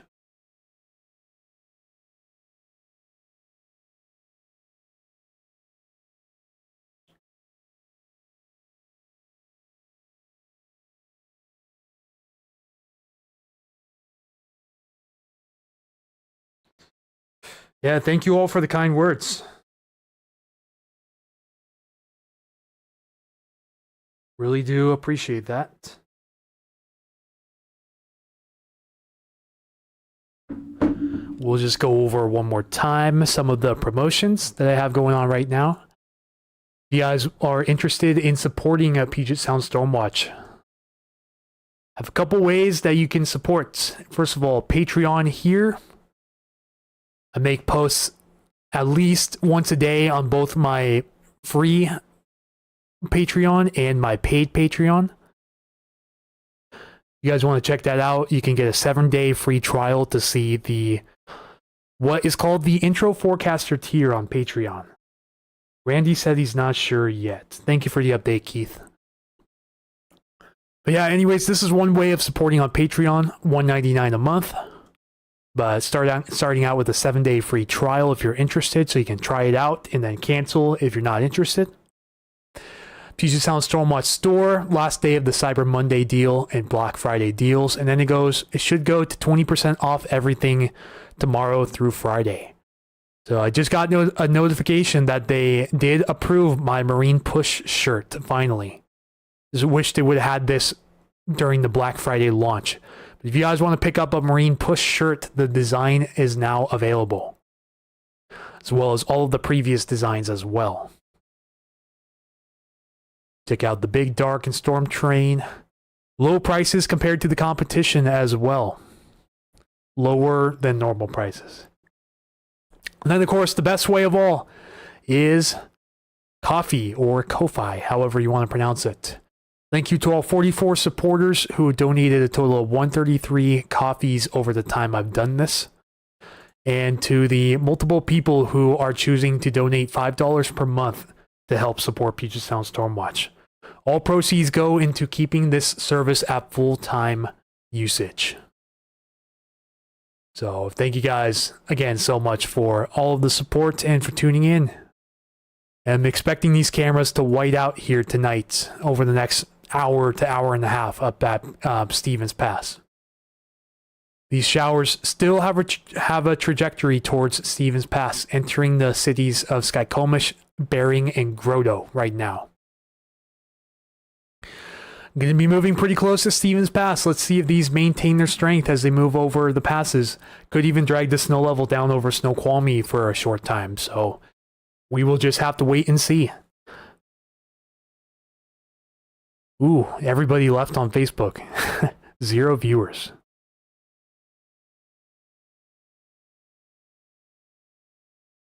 All right, well, I guess with that being said, we're going to cut the Facebook live stream short. So, actually, looks like someone just tuned in on Facebook. Hello again. Welcome. I was just about to cut the Facebook live stream and just keep streaming on YouTube for a little bit, but looks like you guys are coming back. We're probably going to wrap this thing up here in a few minutes anyways. Just check Skykomish, no rain yet. Thank you, Keith, for your reports. Yeah, it's just what radar is showing right now. And it's not always, like, depending on which radar service you use, some of it shows differently. Like Radar Scope, for example. Radar Scope shows the rain entering Bering and Grotto right now, but not quite in Skykomish. But some of these showers up here do have a trajectory towards the pass. So we'll be watching these as they move to the east-southeast. That's for sure. Another round of showers crossing over I-5 between Northgate and Mount Lake Terrace right now. It's also moving east-southeast towards Redmond and should follow along Highway 202 down to Falls City. Outside of that, not much going on. A little bit of shower activity in my area right now. Over Puyallup, once again moving to the east-southeast. But outside of that, not much to look for. I did not know they had a virtual railfan cam out at Skykomish. Thank you for letting me know that. That could become useful in the future.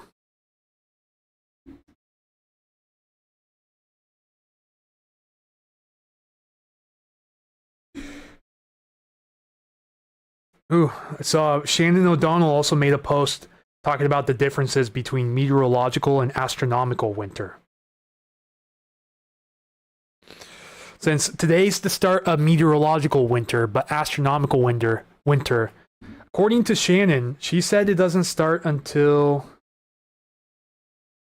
December 20th.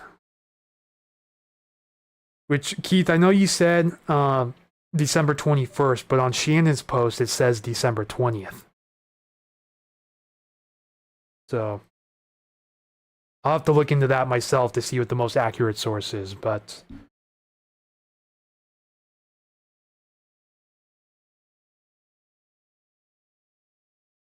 yeah, barring any last minute comments, questions, or concerns, that's about going to wrap up our stream for tonight. So thank you guys again for tuning in. Really do appreciate it. Live streams like this wouldn't be possible without all of you guys watching right now. Yeah, I haven't looked at virtual railfan in a long time. I know there's one down in Chehalis, but that's the only one I knew about out here. Must have some pretty good connection here in Skykomish to have a constantly running virtual railfan cam out there. Think it uses Starlink perhaps? Or just 5G data, if they have any 5G towers out this far east into the mountains.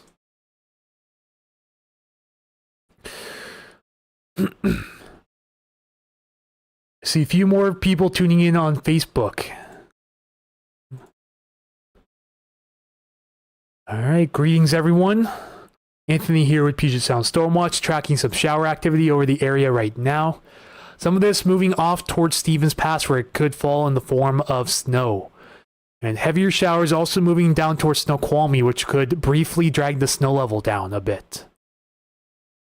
I know the Stampede station is below freezing.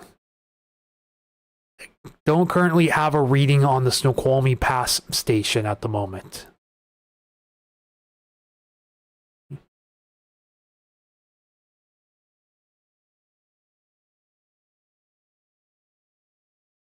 But this could fall as a form of snow up there. Perhaps. If it's freezing all around the area at 3,500 feet or greater, then it could fall as a form of snow over Snoqualmie. Let me see if I can check out the Snoqualmie Pass cam one more time.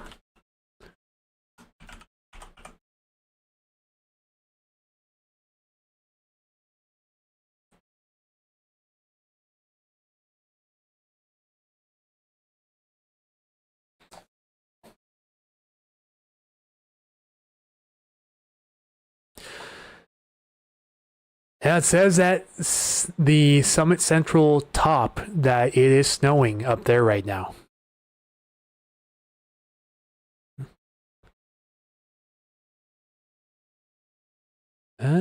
Yeah, we could be in for something for Snoqualmie as well. Just have to keep our eyes peeled.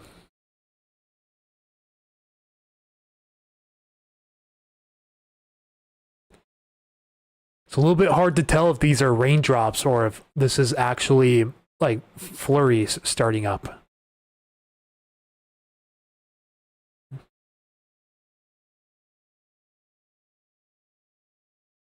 Yeah, it's pretty hard to tell. The cameras are pretty low resolution at the moment.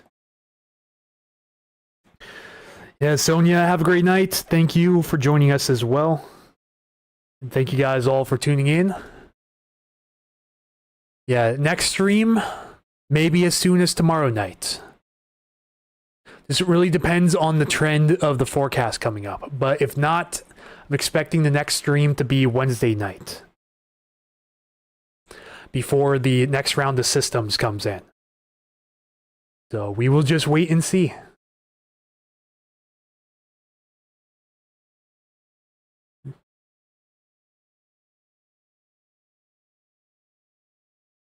I'll have to probably make an update to that one post I just made to say that some of the snow will be falling at Snoqualmie. Almost certainly. Yeah, this is up at the top summit. So this is probably a bit higher than the actual pass is. And this is falling as snow flurries right now. Elsewhere, it's kind of hard to tell at the moment what's going on. This resolution increased a little bit, and now you can see. Ooh, there's a little truck coming by, but yeah, you can see in the lights flurries starting up here at Snoqualmie. This is the Summit Central base area, showing some occasional flurries falling if you look at the lights very closely.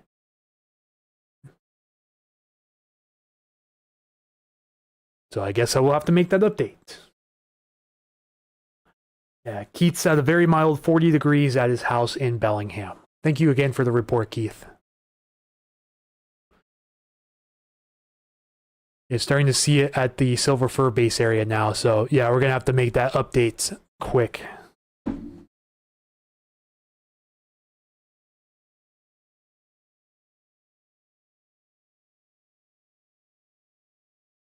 May not have a weather station at Snoqualmie, but the Stampede Pass station is reporting 31 degrees.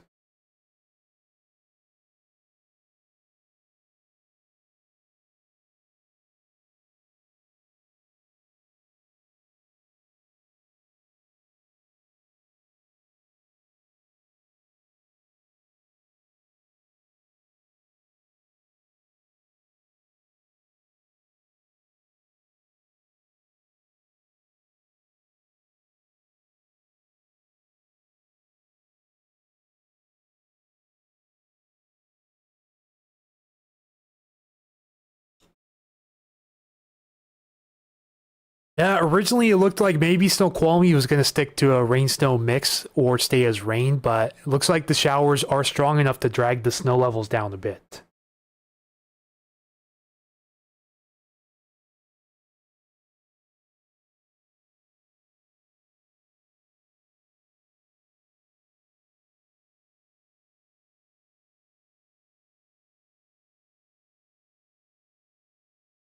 Mount Baker, 29 degrees and snowing. Mount Baker getting some much needed snow right now.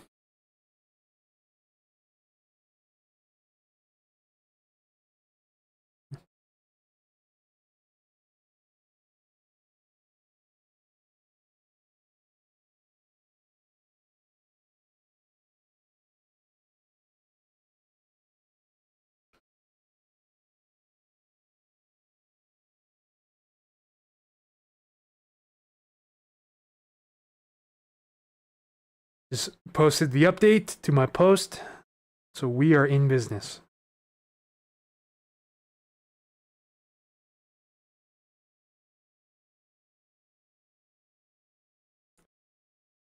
Ben just posted on his page, Washington Weather Chasers. Tonight will be the end of the 20% off sale in case you were considering ordering something.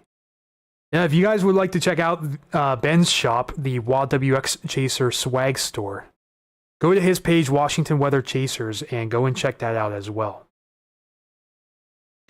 His page is probably the fastest growing in all of Washington State right now. Like, what a good time to be Ben. That's all I gotta say. I see these flurries are definitely picking up here around Snoqualmie.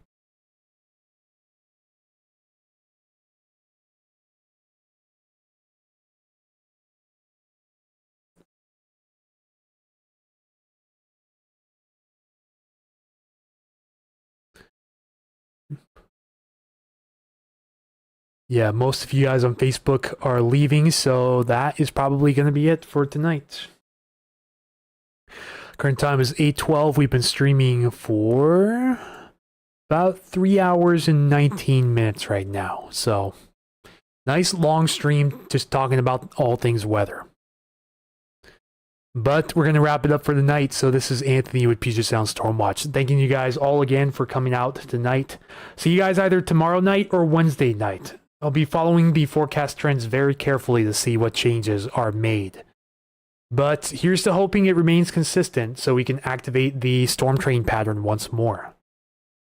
So stick around. I'll give you guys the updates as they come in, especially if you're on Facebook. But if you're on YouTube, follow along on the free Patreon account. You know, I do make a bunch of free blog posts that are open to the public. If you guys want to check that out, link is in the stream description. But have a great night, everyone. I am signing off. See you guys for the next round.